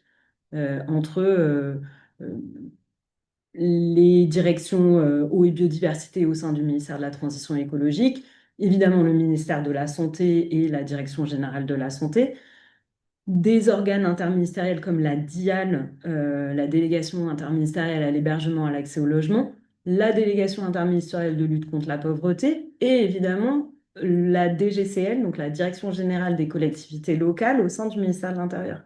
Ce qui rend très difficile finalement cette absence d'interlocuteur unique sur ces moments-là d'évolution et de transformation de paradigme. Elles sont très lentes et elles sont très difficiles à mettre en mouvement. C'est pas par manque de volonté de leur part, c'est que cette pluralité d'acteurs, Oui, elle tout à rend fait. très difficile cela. Et finalement, oui, dans les contextes sur lesquels on intervient, là, je parle vraiment que de la France, mais on sent bien qu'on est tiraillé entre des modèles très centralisés et extrêmement communautaires euh, vous décriviez très bien. C'est vraiment comment est-ce que nous, on arrive à composer avec les deux, les mettre en résonance, faire en sorte que l'un ne s'oppose pas à l'autre et que notre intervention ne rajoute pas un stade de complexité sur celle-ci ou de l'un au détriment de l'autre. Et c'est bien ça, voilà, les dimensions sur lesquelles on travaille. Nous, on a des principes fondateurs de l'humanitaire, dans lequel l'un d'entre eux est vraiment ne pas nuire, et celui-ci prend tout son sens quand on doit travailler des questions d'infrastructure de l'eau, où vraiment il est parfois question de prudence. Avant d'avoir bien compris les systèmes dans lesquels on interagit et ces multiplicités d'échelles de systèmes pour ne pas faire commettre d'erreurs irréparables. On sait que l'eau peut être une guerre et peut créer des conflits. Elle peut être source de conflits extrêmement forts, notamment sur toutes les zones où elle vient à manquer. C'est très clair au Sahel, sur tous les conflits un peu entre communautés agricoles plus sédentaires et agro-pastorales plus nomades sur l'usage de certains points d'eau quand celle-ci vient à manquer. Et c'est vraiment les enjeux. Peut-être des exemples un peu. J'ai parlé de l'Irak, du coup, je pense que vraiment ces moments de sécheresse ont permis de travailler beaucoup plus à la fois au niveau du gouvernement irakien, mais aussi au niveau des systèmes de gestion locaux. Ce qu'on voit, c'est quand même que c'est souvent des systèmes qui tendent à vouloir décentraliser, mais sur une forme de délégation des responsabilités qui est pas forcément avec une délégation de moyens. Ouais, c'est ça. Et du coup, il y a une vraie opposition et tension à ce niveau-là qui est extrêmement forte. Donc, on impose finalement à des systèmes locaux de gérer des services d'eau, mais la collecte des redevances ou de la forme d'imposition là-dessus va se faire à un niveau national et qui est complètement antinomique et qui fait que, bon, effectivement, ces systèmes sont, ont beaucoup de mal finalement à fonctionner sans heurts et sans tension à ce niveau-là. Beaucoup de décisions qui, malgré tout, structurantes, doivent être prises au niveau gouvernemental et qui mettent du temps à remonter une chaîne hiérarchique pour arriver jusqu'à un niveau, par exemple, ministériel de l'eau et redescendre. Euh, et il y a une vraie verticalisation, souvent malgré tout, de ces décisions. Euh, Ce qu'il faut, c'est rajouter, enfin, à travers nos actions, en tout cas en Irak, ce qu'on essaye de faire, et particulièrement dans la zone du Sinjar, c'est de créer des plateformes de coordination et de concertation entre sociétés civiles, autorités locales, régionales et nationales, avec la présence, et du coup j'étais surprise, d'universitaires et de centres de recherche autour d'organisations vraiment de forums de l'eau, et qui rejoint, et on en parlera, je pense, sur la question des savoirs, hein, de qui possède quel niveau d'information là-dessus. Et peut-être un point à saluer que nous, on a vu assez exemplaire dans le fait de travailler en France, c'est notamment des exemples comme l'Assemblée des usagers pardon, de l'eau à Lyon.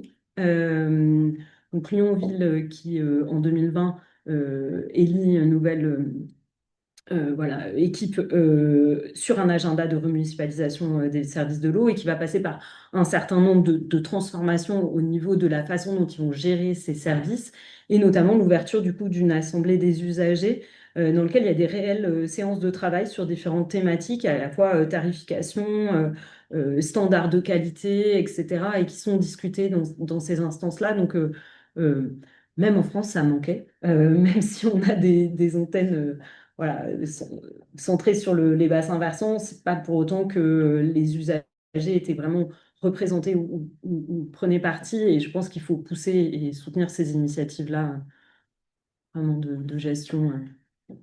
Vas-y, oui, Yann, bien Oui, sûr. Manon, tu mentionnais tout à l'heure la difficulté à transposer le modèle métropolitain au territoire ultramarin. Mm. Et j'en viens à m'interroger sur l'adéquation de ce modèle avec le territoire métropolitain. Quand on pense à la crise de l'eau en France, on pense à Mayotte évidemment, mais aussi le Pyrénées oriental. Alors j'ai vu que vous n'interveniez pas pour l'instant peut-être dans ce territoire-là, mais il est en souffrance. Il y a eu de 2022 à 2025 des restrictions d'accès à l'eau. Ça a été levé récemment parce qu'il y a eu des nappes qui sont partiellement rechargées. Mm. Pour autant, je pense que c'est très révélateur de la réalité de cet accès à l'eau sur le territoire métropolitain.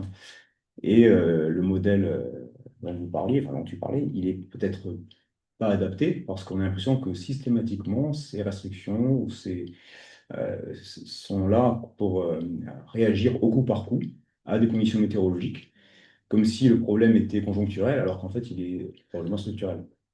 Alors, je maîtrise mal ce dossier. J'ai l'impression qu'il y a quand même des entités très locales qui ont pensé beaucoup plus long terme à l'heure actuelle sur la revue d'un certain nombre de plans et notamment SAGE, SDAGE, etc., sur cette réalité hydrologique de l'actualiser et des acteurs qui sont mobilisés là-dessus et qui pensent plutôt des plans voilà, échéance moyen terme, long terme. En revanche, je peux comprendre qu'il y ait enfin, ce paradoxe où finalement l'arrêté sécheresse est quand même pris par le préfet, qui est et ça c'est quand même assez révélateur. Il n'est pas cette décision-là, elle n'est pas laissée à une entité qui est liée à Ah non. la gestion par bassin versant en France. Et ça c'est quand même, on revoit la mainmise de l'État sur ces sujets. Donc, C'est-à-dire qu'on bascule d'un mode de gestion de la ressource à un mode de crise dans oui. lequel c'est une compétence régalienne et effectivement le préfet reprend la main. Moi, j'avais une autre question peut-être sur laquelle finalement vos interventions nous emmenaient, c'est la question des usages. Moi, ce que j'observe sur les territoires ultramarins, en particulier Mayotte, c'est qu'on n'utilise pas l'eau de la même manière aussi, en fonction des territoires. C'est-à-dire que, alors peut-être ça rejoint cette question des savoirs que tu évoquais, Franck, mais c'est vrai qu'à Mayotte, les gens sont malheureusement là depuis quelques années habitués à manquer d'eau et ont développé tout un tas d'adaptations en fait dans la manière d'utiliser l'eau avec une économie de l'eau potable. Et puis un report vers d'autres sources d'eau pour pouvoir justement pour l'eau d'hygiène et pour faire le ménage, pour faire les vaisselle, etc. Et conserve vraiment cette eau potable traitée pour la boisson. Et donc c'est assez intéressant hein, de voir justement comment ces stratégies d'adaptation se développent dans des situations très contraintes. Et en même temps, ça réinterroge nos manières d'utiliser l'eau, typiquement dans l'Hexagone, où finalement l'eau du robinet qui est traitée, c'est coûteux de traiter l'eau, est utilisée pour tous les usages, arroser les plantes, tirer la chasse, etc. Et finalement, qu'est-ce que vous pouvez nous dire en fait de ces différences d'usage avec dans certains cas, peut-être une légitimité de demander des éco-gestes ou de faire attention à l'usage de l'eau, mais dans d'autres cas, et tu le mentionnais Manon, une difficulté à entendre qu'on dise, qu'on parle de ça, par exemple, avec des populations, des publics très vulnérables qui sont déjà dans une économie très forte de l'eau. Est-ce que vous voulez réagir peut-être sur cette question des usages qui ouvre plein d'autres nouvelles questions, mais Oui, l'intervention de Manon fait penser aussi que comment dire, les usages, ça s'imbrique dans un ensemble de relations aussi économiques.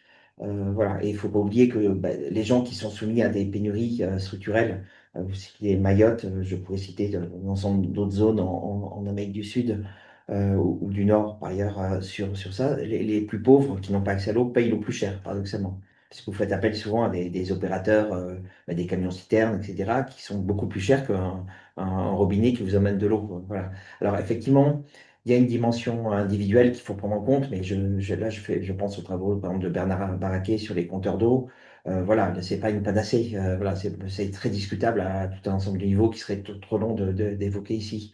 Euh, les usages individuels sont importants, comme tous les éco-gestes. Voilà, le problème, c'est d'en faire la solution unique. Je sais pas, moi, dans Mm. n'importe société plutôt rurale et pas seulement, en fait, bah, vous gaspillez pas l'eau. Voilà, dans les campagnes françaises, bah, vous faites la vaisselle, vous mettez l'eau, vous récupérez, vous avez des bassines, etc. C'est vrai que des fois, en milieu urbain, on peut s'oublier sur des choses comme ça. C'est pas ça qui va créer de la sécheresse. Les problèmes structurels, c'est quand même autre chose là-dessus. C'est quand même l'agriculture. Je pense aux États-Unis, ils ont leurs problèmes de pénurie, mais enfin, 70% de l'eau, c'est l'agro-industrie. Vous voyez, et ensuite, c'est la croissance urbaine. Hein, voilà. Et là, on va rentrer dans des problèmes plus différents. C'est-à-dire que vous avez bah, une mairie comme une municipalité, pardon, comme celle par exemple, de Tucson ou de Phoenix, qui sont devenus un peu écolos par nécessité pour conserver le. Mais à côté de ça, il y a des besoins urbains d'équipement et des nouvelles municipalités qui se construisent et qui ont besoin de plus d'eau. Là, donc il y a des luttes entre municipalités voisines, périphériques. Alors, c'est compliqué parce que vous allez avoir la municipalité centrale qui est plus installée, plus riche, entre guillemets, plus établie, qui va avoir des pratiques écologiques qu'elle va essayer d'imposer aux autres municipalités où il y a des besoins et pas forcément les capacités forcément d'équiper ou de payer. Enfin, bon, quoique, il faudrait parler de la promotion immobilière dans ces zones-là, etc.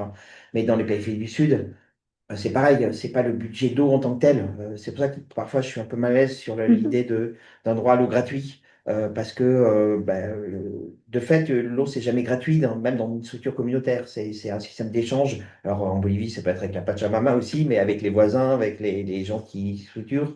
Par contre, quand vous êtes sur l'accès à un réseau urbain, l'eau en tant que telle est très peu chère. Ce qui est cher, c'est le coût d'installation. Le coût d'installation. Et par exemple, à l'époque où j'enquêtais à El Alto, franchement, le budget mensuel de l'eau, alors sur des budgets très, très faibles par ailleurs, hein, c'était 5-7% du budget qui était consacré aux consommations d'eau. Par contre, là, c'est-à-dire je sais pas moi, sur 200 dollars. Voilà.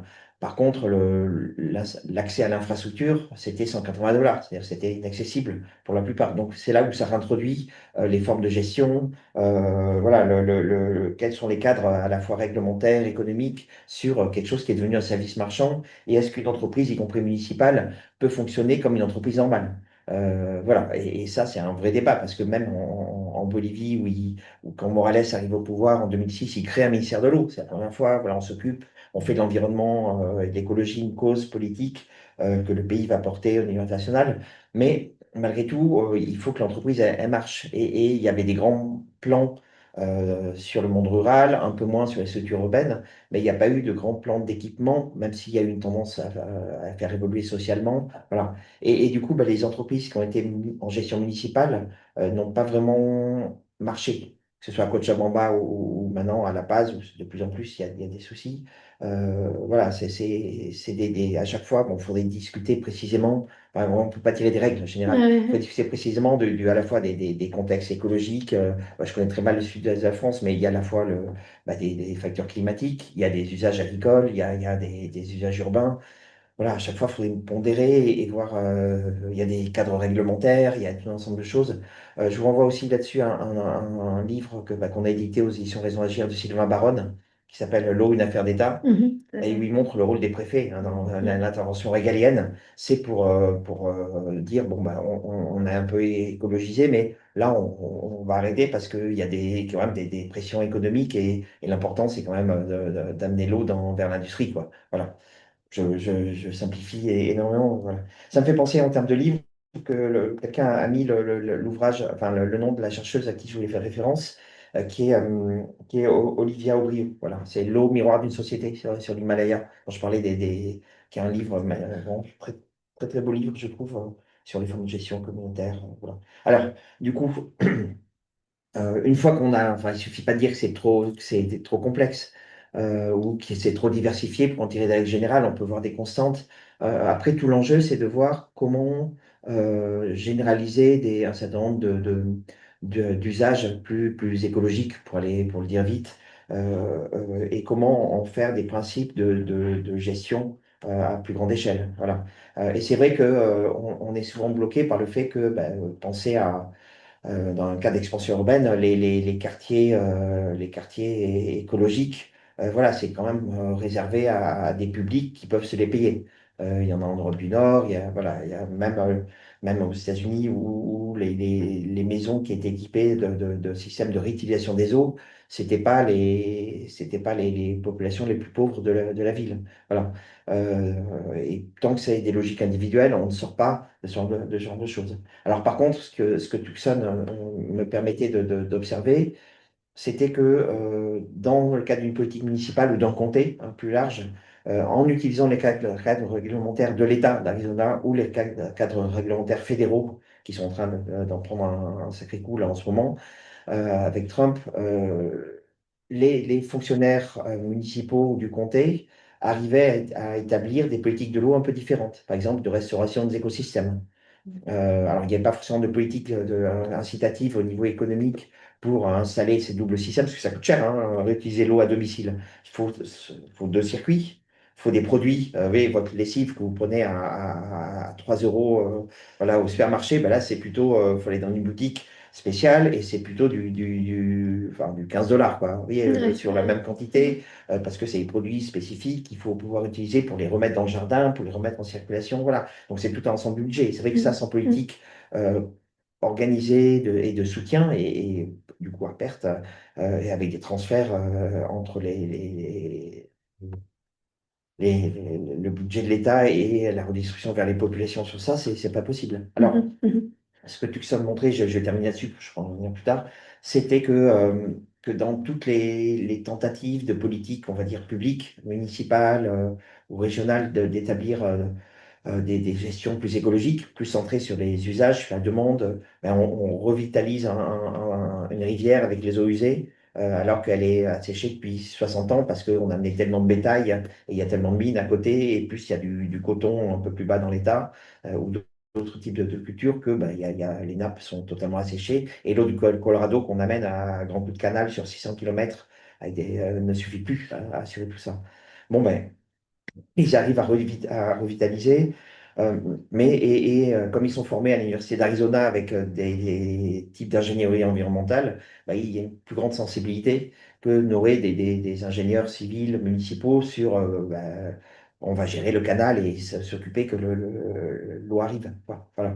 Mais ça, par hasard, on découvre ce genre d'exception un petit peu, puisque on ne peut pas dire que l'Arizona soit l'État le plus progressiste non plus en matière d'écologie, mais dans des circonstances un peu exceptionnelles, on peut voir des choses qui se font. Alors, le problème, c'est voilà, ça reste un peu toujours de l'exceptionnel.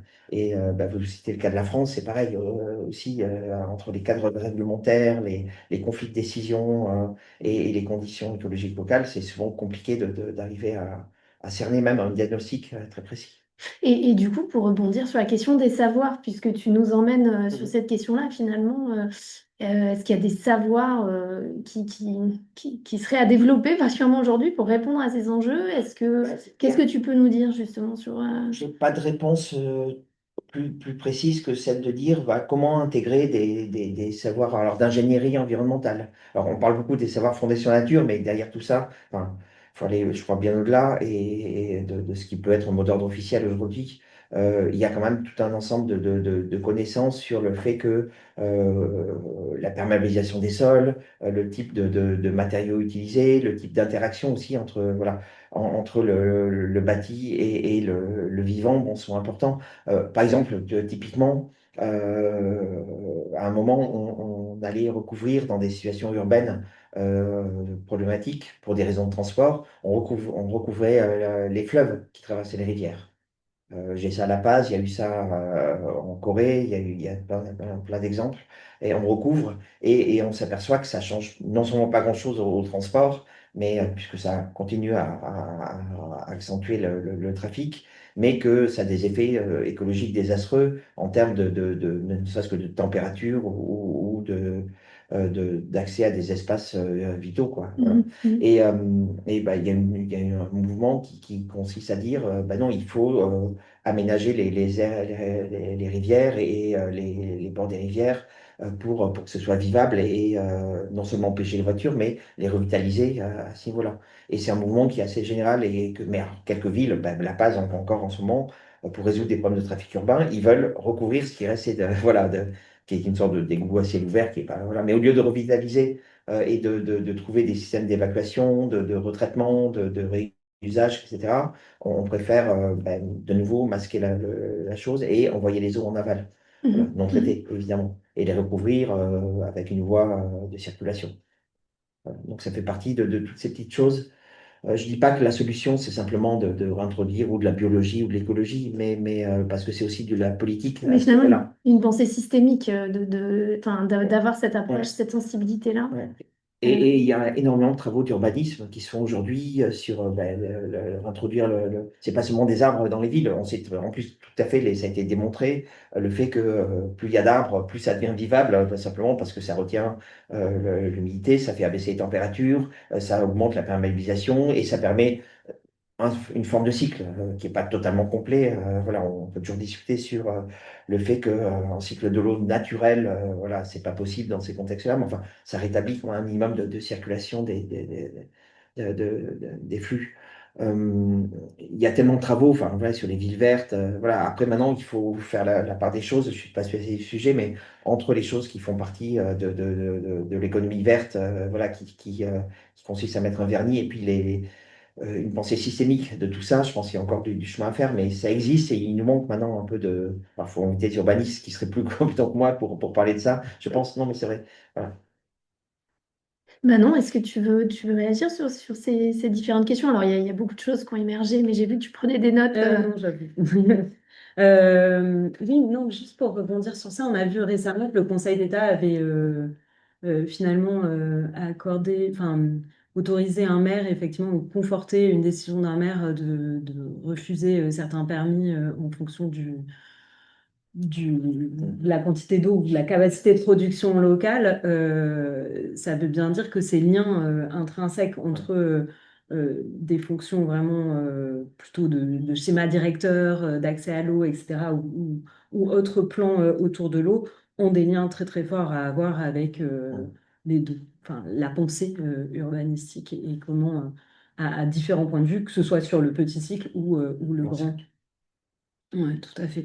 Sur la question des savoirs, peut-être si je peux me permettre, nous, c'est Mhm. vraiment un enjeu parce que euh, parler de ces mots un peu valises là, de gouvernance ou de participation active des personnes, le problème, c'est que certains, et du coup les personnes concernées ou les communautés peuvent venir avec un savoir qui est issu d'une expérience et cette rencontre avec plutôt des décideurs politiques ou des personnes vraiment très techniques qui viendraient parler infrastructure ou besoins, vont avoir un langage extrêmement scientifique et technique sur le sujet. Donc la question de la légitimité à parler passe aussi par un transfert de savoir et peut-être démystifier un certain nombre de mots qui vont être utilisés par plutôt des fonctions ingénieurs pour rendre beaucoup plus simple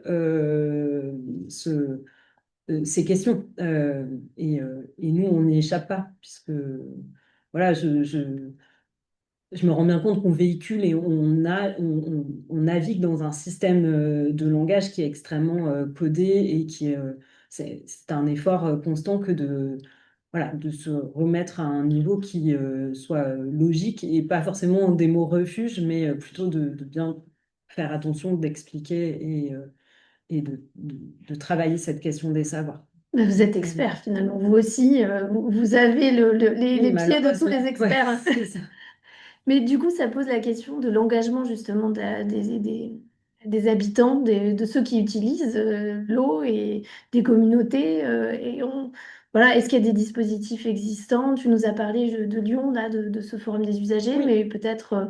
Alors, je pense à Mayotte, par exemple. Est-ce qu'il y a des choses qui se font? Qu'est-ce que ça veut dire engager ces habitants, ces communautés? Alors, Quelle exigence on est en droit d'avoir en fait vis-à-vis de cet engagement-là? Peut-être aussi en s'appuyant sur vos expériences justement à l'étranger. Qu'est-ce qui se fait? Qu'est-ce qui fonctionne? Qu'est-ce qui fonctionne pas? Alors, tu nous parles du dialogue, du langage, être capable déjà de se parler, de se comprendre. C'est pas simple sur ce sujet-là comme sur d'autres d'ailleurs, mais Oui. Alors ça, c'est vraiment à notre niveau, à notre très petite échelle, mais l'intervention humanitaire ne doit pas du tout se substituer à des liens qui doivent exister entre des formes de gestion des services de l'eau ou de l'eau en général et les populations d'un territoire. Et nous, on peut contribuer à, en tout cas, favoriser un dialogue, mais il n'est pas... c'est pas, entre guillemets, ça doit pas être à notre initiative. Et ce qu'on doit pas créer, par contre, c'est des formes de rupture de dialogue. Et au contraire, de se mettre en tant qu'échelle qui, du coup, va dialoguer avec les deux sans permettre le dialogue direct. Euh, Ce qu'il faut comprendre peut-être, c'est que modestement, l'humanitaire, nous, on répond qu'aux besoins les plus criants ou des personnes les plus vulnérables. Et du coup, on ne couvre pas du tout l'intégralité des besoins en eau d'une population. Quand je montrais les endroits où on intervient, évidemment, à Montpellier, on ne gère pas l'accès à l'eau bien sûr. de la ville de Montpellier. Par contre, on va dans ces situations de frange et de marginalisation dans lesquelles les personnes ont vraiment les accès les plus réduits à ce service public. C'est pareil à Mayotte.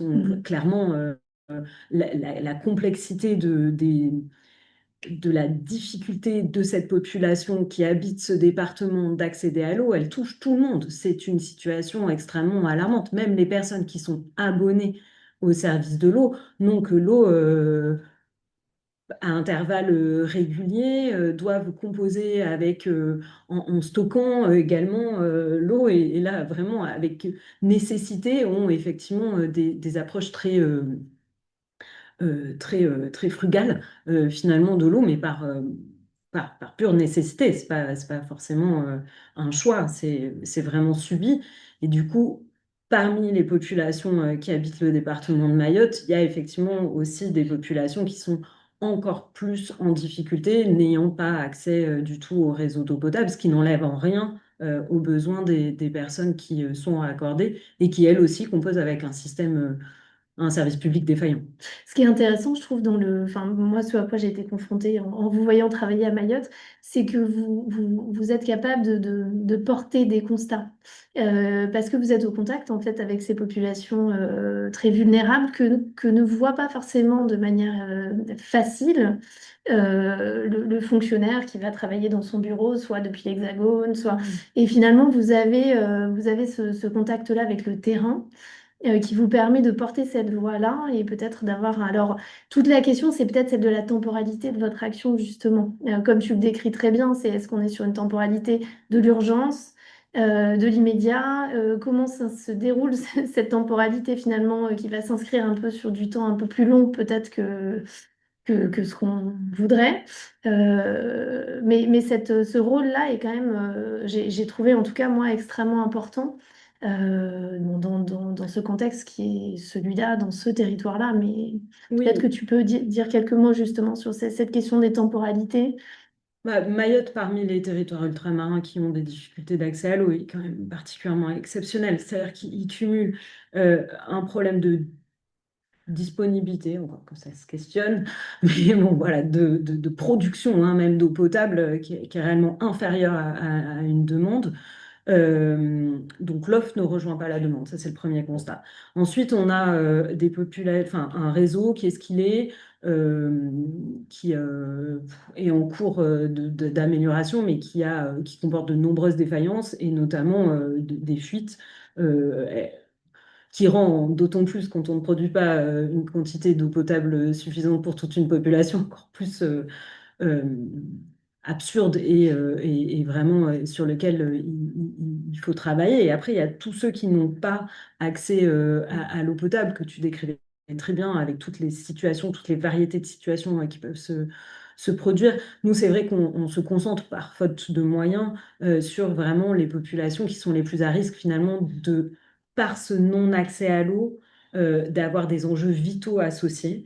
Et du coup, ça va être tous ceux qui vont consommer plutôt des eaux de surface non traitées, en 2024, c'était quand même relativement exceptionnel sur le caractère protéiforme des crises à Mayotte, mais il y a eu un épisode de choléra avec des cas de transmission autochtone sur un département français. Et ça, c'est un marqueur absolu de la défaillance des systèmes d'accès à l'eau et à l'assainissement sur un territoire. C'est pas une question de soins. Encore une fois, ces maladies hydriques n'ont rien à voir avec une réponse en santé. Elles sont symptomatiques d'une défaillance des systèmes d'accès à l'eau et à l'assainissement. Donc des populations qui consomment l'eau de la rivière, des rivières qui sont massivement contaminées par aussi un manque d'assainissement. C'est pas que ça, c'est-à-dire que par défaut c'est un taux d'effort et de corvée exceptionnel que de se fournir en eau pour certaines franges de la population de Mayotte, que énormément d'usages se pratiquent en rivière. Ce qui est un moment de contamination, c'est un moment très risqué de contamination parce que ce qui va se passer, c'est concrètement, on prend toute la famille, la vaisselle et la lessive sous le bras, et on descend en rivière faire tous ces usages d'hygiène corporelle et domestique au sein du cours d'eau. Avec évidemment, effectivement, une absence d'assainissement, donc de la défécation à l'air libre, ou alors des latrines non sécurisées qui, de toute façon, vont se retrouver contaminant les cours d'eau. Et ça, c'est pas non plus sans conséquence sur les écosystèmes, qui, du coup, subissent une pollution anthropique extrêmement forte par les lessives, par les savons, par cette contamination aussi potentiellement bactérienne.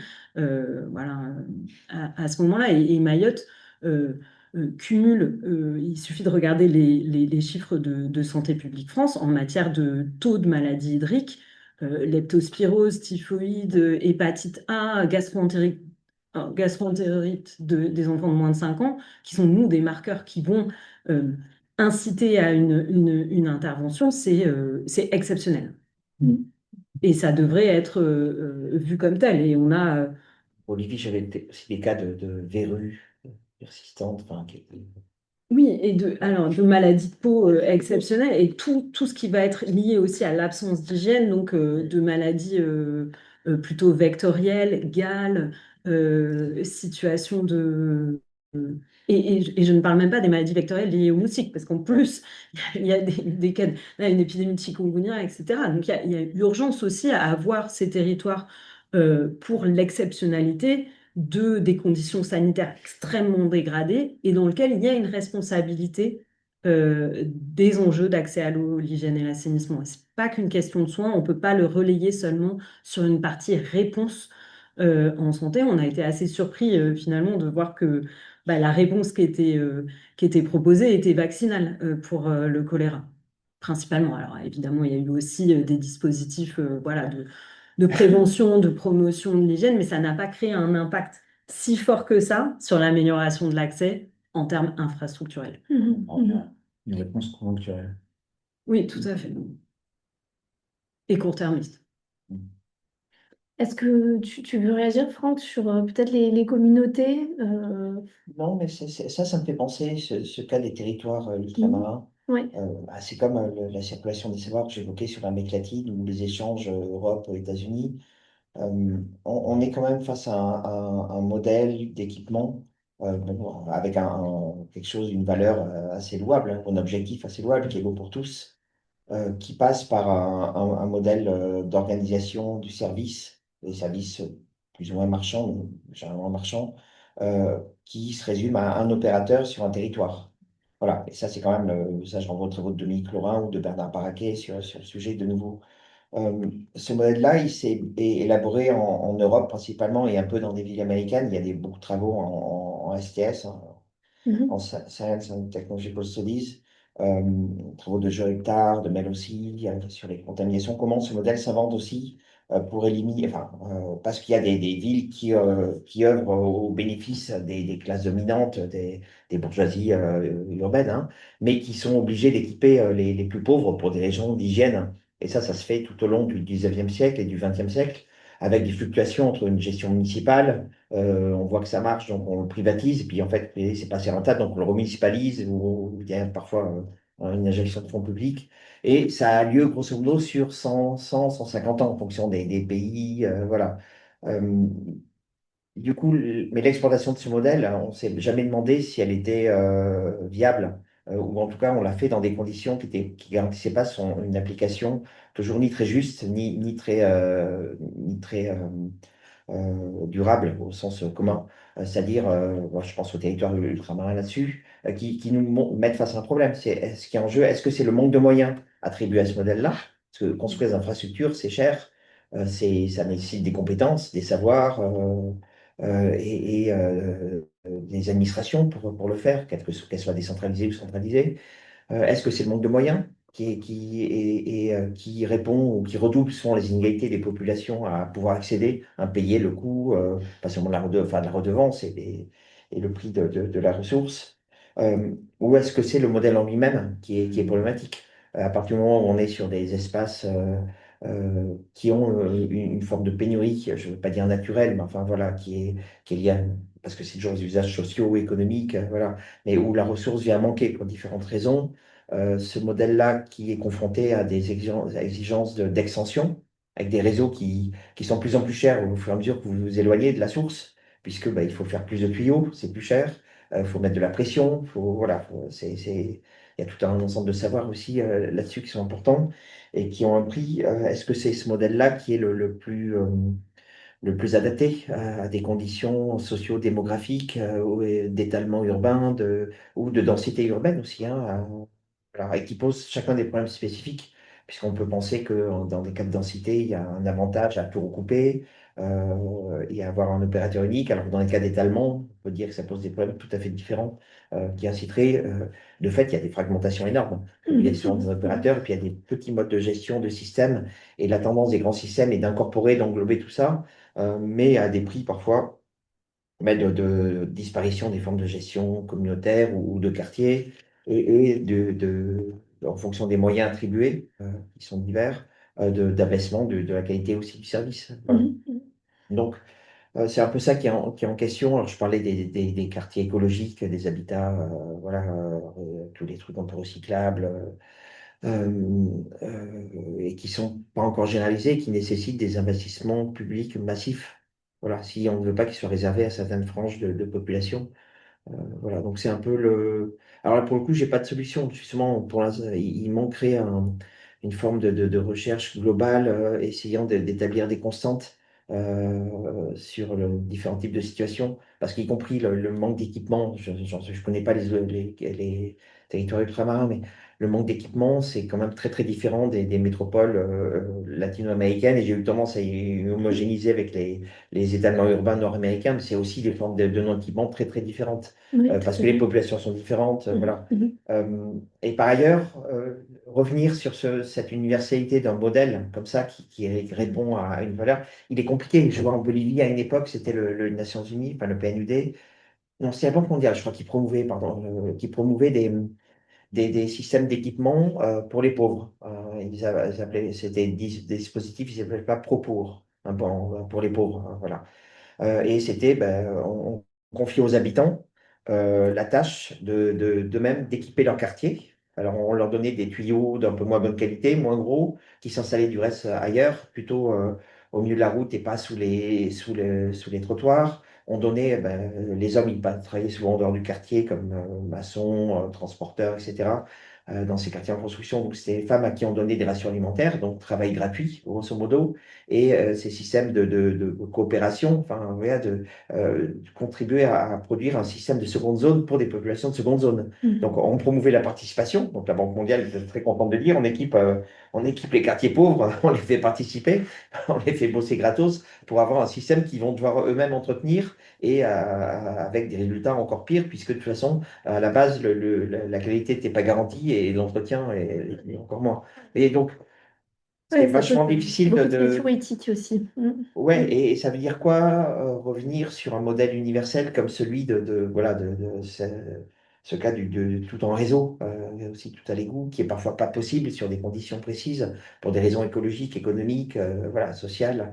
Voilà, donc je ne sais pas si on peut penser à des solutions, et est-ce qu'on peut sortir de l'antinomie entre la résolution des urgences d'un côté, En tout cas, ce qui est sûr, c'est et puis la planification à moyen ou long terme, ce qui est sûr, c'est que l'eau, et ça on sait ça depuis les travaux de Wittfogel, même si c'est un peu daté, ça nécessite des gros investissements, quoi. Voilà.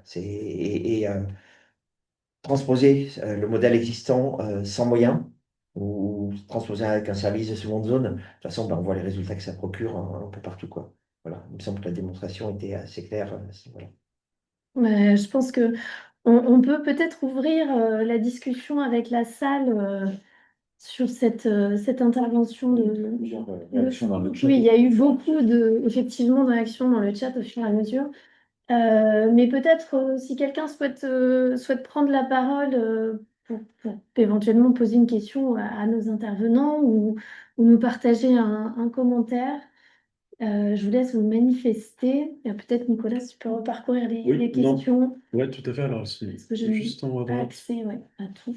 Ouais.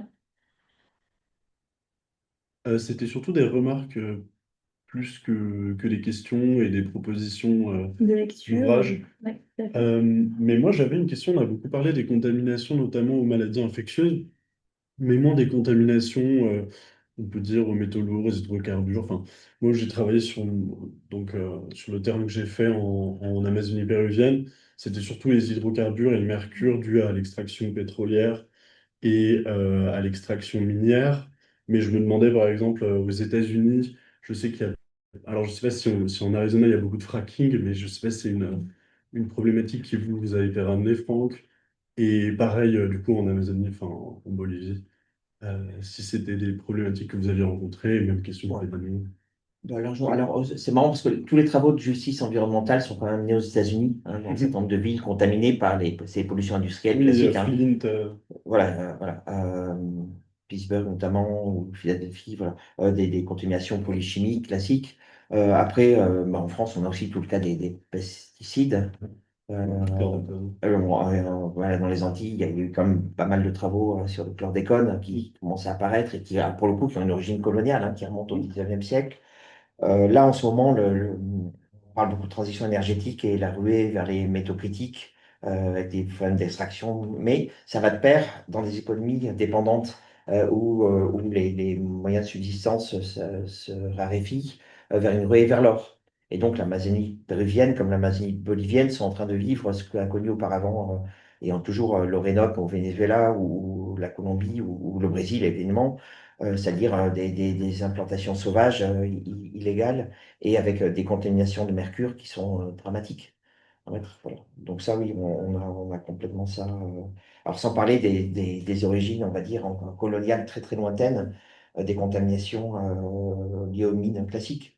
Voilà, et le taux de mortalité des travailleurs des mines intérieures, tout le monde connaît le cas de Potosi, mais ça continue encore, avec les contaminations à la fois qui sont dans l'eau, mais euh, dans l'air aussi. Est-ce qu'on a d'autres demandes d'intervention? Oui, Alors, il je y a une vois. personne qui a levé la main, oui. Kaïla Lemeur.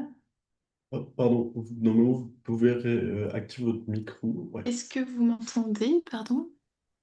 Très Ah, bien. oui. Oui, merci beaucoup pour ces échanges très intéressants. J'avais une question, alors en fait elle est peut-être un peu double, mais c'était sur un moment où vous avez parlé des grands corps d'État et du rapport euh, entre les infrastructures et les grands corps d'État, et en particulier sur les hydrologues. Et je voulais savoir si sur les terrains que vous observiez, est-ce que vous voyez d'autres types de professions et de savoirs scientifiques émerger, par exemple les écologues sur les questions de l'eau ou pas. Enfin, puisque c'est pas tout à fait la même appréhension des problèmes liés à l'eau.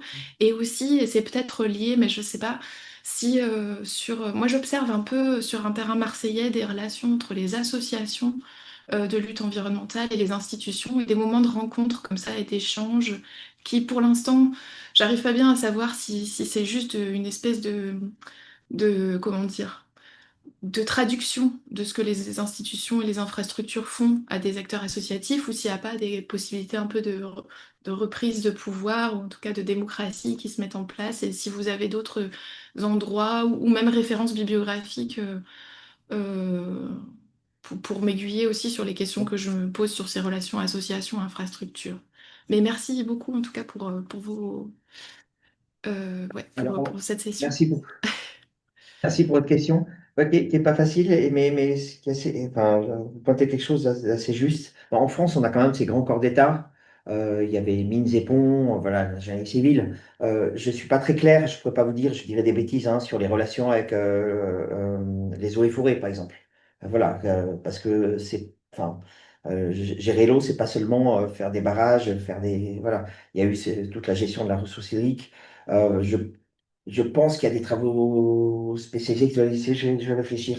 Mais c'est un de mes projets de monter quelque chose sur la genèse en France des savoirs d'ingénierie. Voilà, c'est un projet qui remonte à ma collaboration avec Dominique Laurin. Il y a un très très bel article de Bernard Baraquet hein, sur les savoirs de l'eau qui est en ligne, vous trouverez, je ne me rappelle plus le titre. Voilà. De fait, moi, comme exemple, ce que j'ai eu, c'est aux États-Unis, effectivement, par rapport au modèle de l'Army Corps of Engineers ou du Bureau of Reclamation qui avait construit les grandes infrastructures. C'est ces fonctionnaires de la mairie ou du comté qui étaient formés à l'Université d'Arizona, à l'ingénierie environnementale. Voilà, et c'était leur fibre écologique. Voilà. Par ailleurs, ils ne travaillaient pas énormément avec les organisations écolo à côté, paradoxalement. C'était pas sur les mêmes plans d'action. Ils avaient des outils beaucoup plus administratifs, y compris juridiques, pour faire respecter des normes. Voilà, il y avait à l'époque, il y avait encore cet appareillage juridique qui faisait des normes environnementales états-uniennes, certainement les plus contraignantes au monde, voilà, jusqu'aux années 2010 à peu près. Euh, du coup, ce que vous dites sur les associations, ben, ça me semble vraiment intéressant parce que de toute façon, on voit qu'il n'y a pas de progrès social, mais on pourrait dire qu'il n'y a pas de progrès écologique ben, sans rapport de force, sans lutte sociale, sans contraintes que l'on fait peser sur les administrations qui, c'est normal, elles vont faire vivre ben, leur organisation et les normes qu'elles sont chargées d'appliquer et n'ont pas forcément incorporé des objectifs écologiques parce que c'est pas leur fonction originelle. Et pour leur faire adopter ce genre de forme d'action, bah, il faut souvent faire pression, mais comme le mouvement ouvrier a pu faire pression sur les salaires.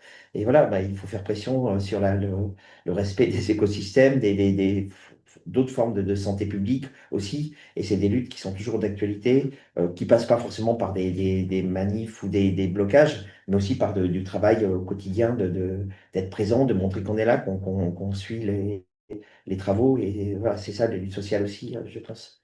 Ouais. Moi, si je peux rebondir, parce que Ouais. du coup, le contexte marseillais que je connais assez bien, mais d'un point de vue plutôt besoin en eau des populations marginalisées et vulnérables, à Marseille, on intervient sur une vingtaine de sites. La particularité de ces sites d'habitat précaire, c'est que le contexte marseillais est aussi, il y a beaucoup d'éléments on est à la frontière parfois entre des situations de squat, de mal logement et de marchandisation de sommeil qui se retrouvent être en cœur de centre-ville. Contrairement à quand on intervient à Nantes où quasiment l'exclusivité des sites sur lesquels on intervient sont des bidonvilles et plutôt en périphérie. Du coup, là, on a une pluralité et des éléments assez, enfin des lieux de vie finalement assez divers dans leur forme. Ce qui nécessite pour nous, du coup, dans la capacité de donner accès à l'eau, des réponses différentes. Mais sur le rapport de force avec les pouvoirs publics, c'est l'endroit quasiment où on est le plus opératisé, je ne sais pas si on peut dire, enfin transformé en opérateur Ah oui, par les d'accord. pouvoirs publics, et notamment du coup la métropole, hein, Aix-Marseille-Provence, qui a la compétence eau potable et qui nous traite quasiment dans une relation contractuelle comme si on était une de leurs délégations de service public. Ils nous transforment quasiment, enfin, ils nous poussent dans un retranchement qui est très très proche de, bon, bah, finalement, un opérateur de plus, en plus de la SEM, pour donner à l'eau à une très petite euh, partie de la population. On touche à peu près 900 personnes. C'est très faible, évidemment. Et après, c'est des besoins réels et concrets et ça donne des avancées pour ces personnes-là, mais on n'est pas non plus un délégataire de service public à ce sens-là. Et on est vraiment sur des tensions où on doit leur rappeler que nous, on a nos objectifs propres en tant qu'association et qu'on est là pour défendre des droits et des valeurs de populations vulnérables et marginalisées qui ont beaucoup de mal à venir dialoguer directement avec des services de l'eau ou une compétence eau potable. Et eux, ils nous ramènent vers ce qu'ils connaissent finalement, c'était une relation à du service privé, que ce soit Mm. de l'entreprise municipale en régie ou de la délégation de service public. Et donc, entrevoir le rapport aux associations est pour eux très complexe. Si vous le souhaitez, on peut se mettre en contact, parce qu'il y a un autre domaine que moi je trouve assez difficile, c'est la convergence des luttes entre des luttes environnementales et des luttes sociales autour de l'accès aux droits universels et la défense, enfin, la justice sociale, on va dire. Et on a eu beaucoup de mal, parfois, sur certains territoires, à faire converger ces dialogues-là.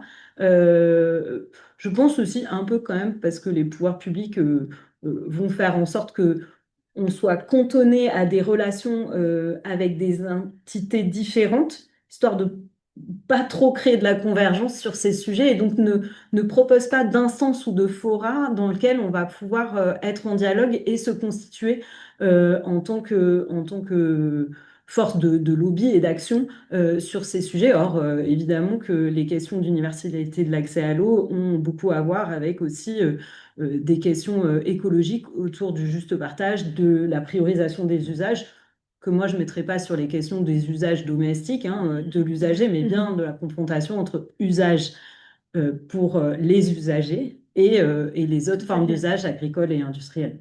Mm. Merci Juste beaucoup, hein. au Merci.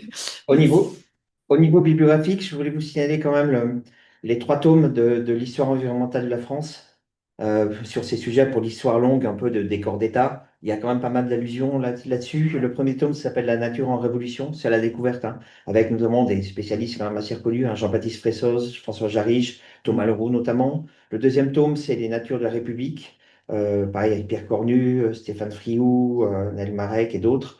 Et le troisième tome que j'ai pas encore lu, qui est coordonné par Renaud Bécaud, hein, un grand spécialiste des contaminations, notamment Christophe Bonneuil, hein, qui a fait les choses sur l'Anthropocène, et Gabriel Boulot, qui travaille sur l'eau aussi, qui s'appelle Les natures du productivisme.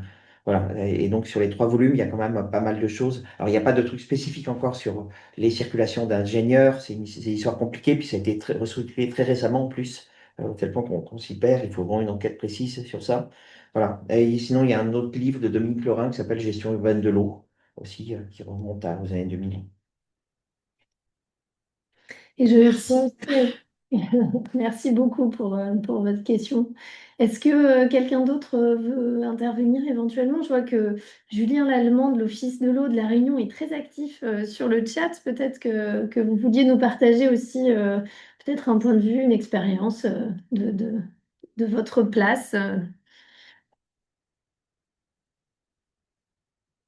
Oui, bonjour, désolé d'avoir floudé un peu le chat. C'était juste pour donner quelques références, parce qu'on a beaucoup parlé de Mayotte et un peu des autres. Vous m'entendez bien? Pardon, j'ai pas demandé. Oui, oui, tout à fait, Oui. tout à fait. On Allez-y. a beaucoup parlé de Mayotte et des Outre-mer, donc c'était pour donner quelques références justement scientifiques, vu que c'est le sujet, notamment des chercheuses qui ont travaillé sur l'Outre-mer, dont Meya Desmas qui a soutenu hier soir.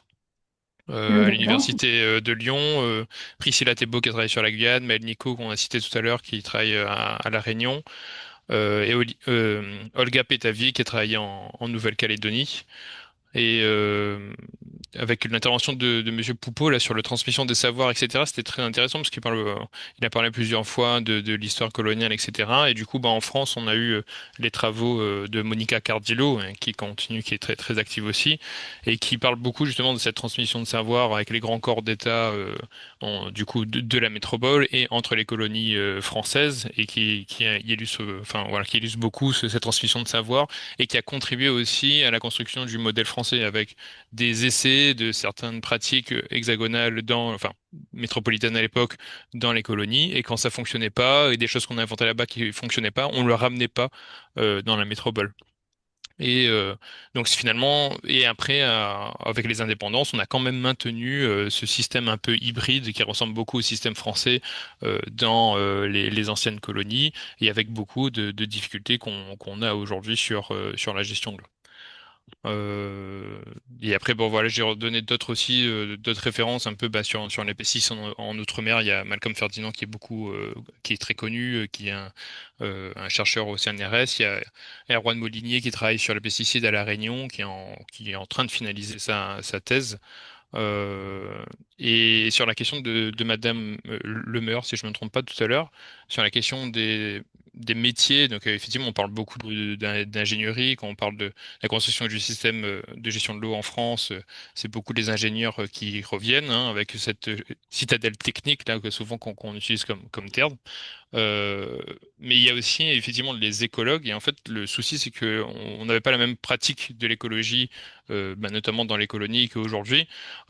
Et on voit très bien avec la recherche sur les grands parcs naturels, que ce soit aux États-Unis ou en France. Donc en France, enfin à La Réunion notamment, il y a les travaux de Bruno Bouet sur le parc national et l'histoire de la colonisation de l'intérieur des terres de La Réunion. Et j'arrive pas à retrouver, mais il y a un chercheur qui a développé un peu la notion de colonialisme vert. Et en fait, on peut voir aussi que comment finalement autant que les ingénieurs qui ont construit des barrages, comme disait Monsieur Poupeau tout à l'heure, où on a délocalisé des populations, etc. Il y a aussi des délocalisations de personnes quand on a voulu faire des parcs nationaux pour protéger la nature initialement.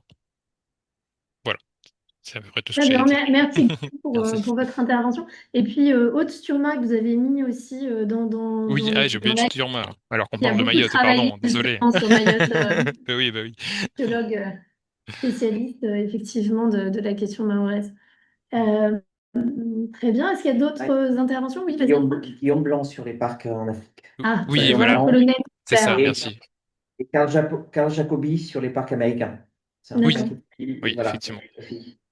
Et sinon, sur le chlordécone, il y a aussi une thèse que je vais essayer de publier aux éditions Raison d'Agir, évidemment, pour travailler. Justine Berthaud, qui est un peu différente du travail de Malcolm Ferdinand, qui est vraiment remarquable, hein, son livre S'aimer la Terre. Là, c'est une approche Ah plus oui, efficace encore sur la contamination de l'eau par le chlordécone. Voilà.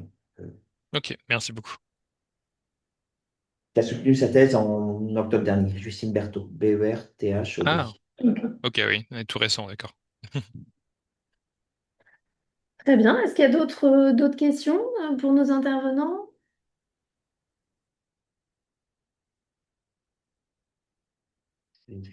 Non, j'ai l'impression. Alors, ce que je vous propose, peut-être, c'est de clore ici, hein. Il me semble qu'on a eu des échanges très riches. Merci encore pour vos interventions, votre présence. Merci pour l'invitation. Et puis donc, voilà, on a enregistré la séance qui sera donc à disposition sur notre fil, le fil du Centre des politiques de la Terre sur YouTube. Et puis, merci encore à tous pour votre écoute et puis très bonne journée. Merci. Merci à tous. Au revoir.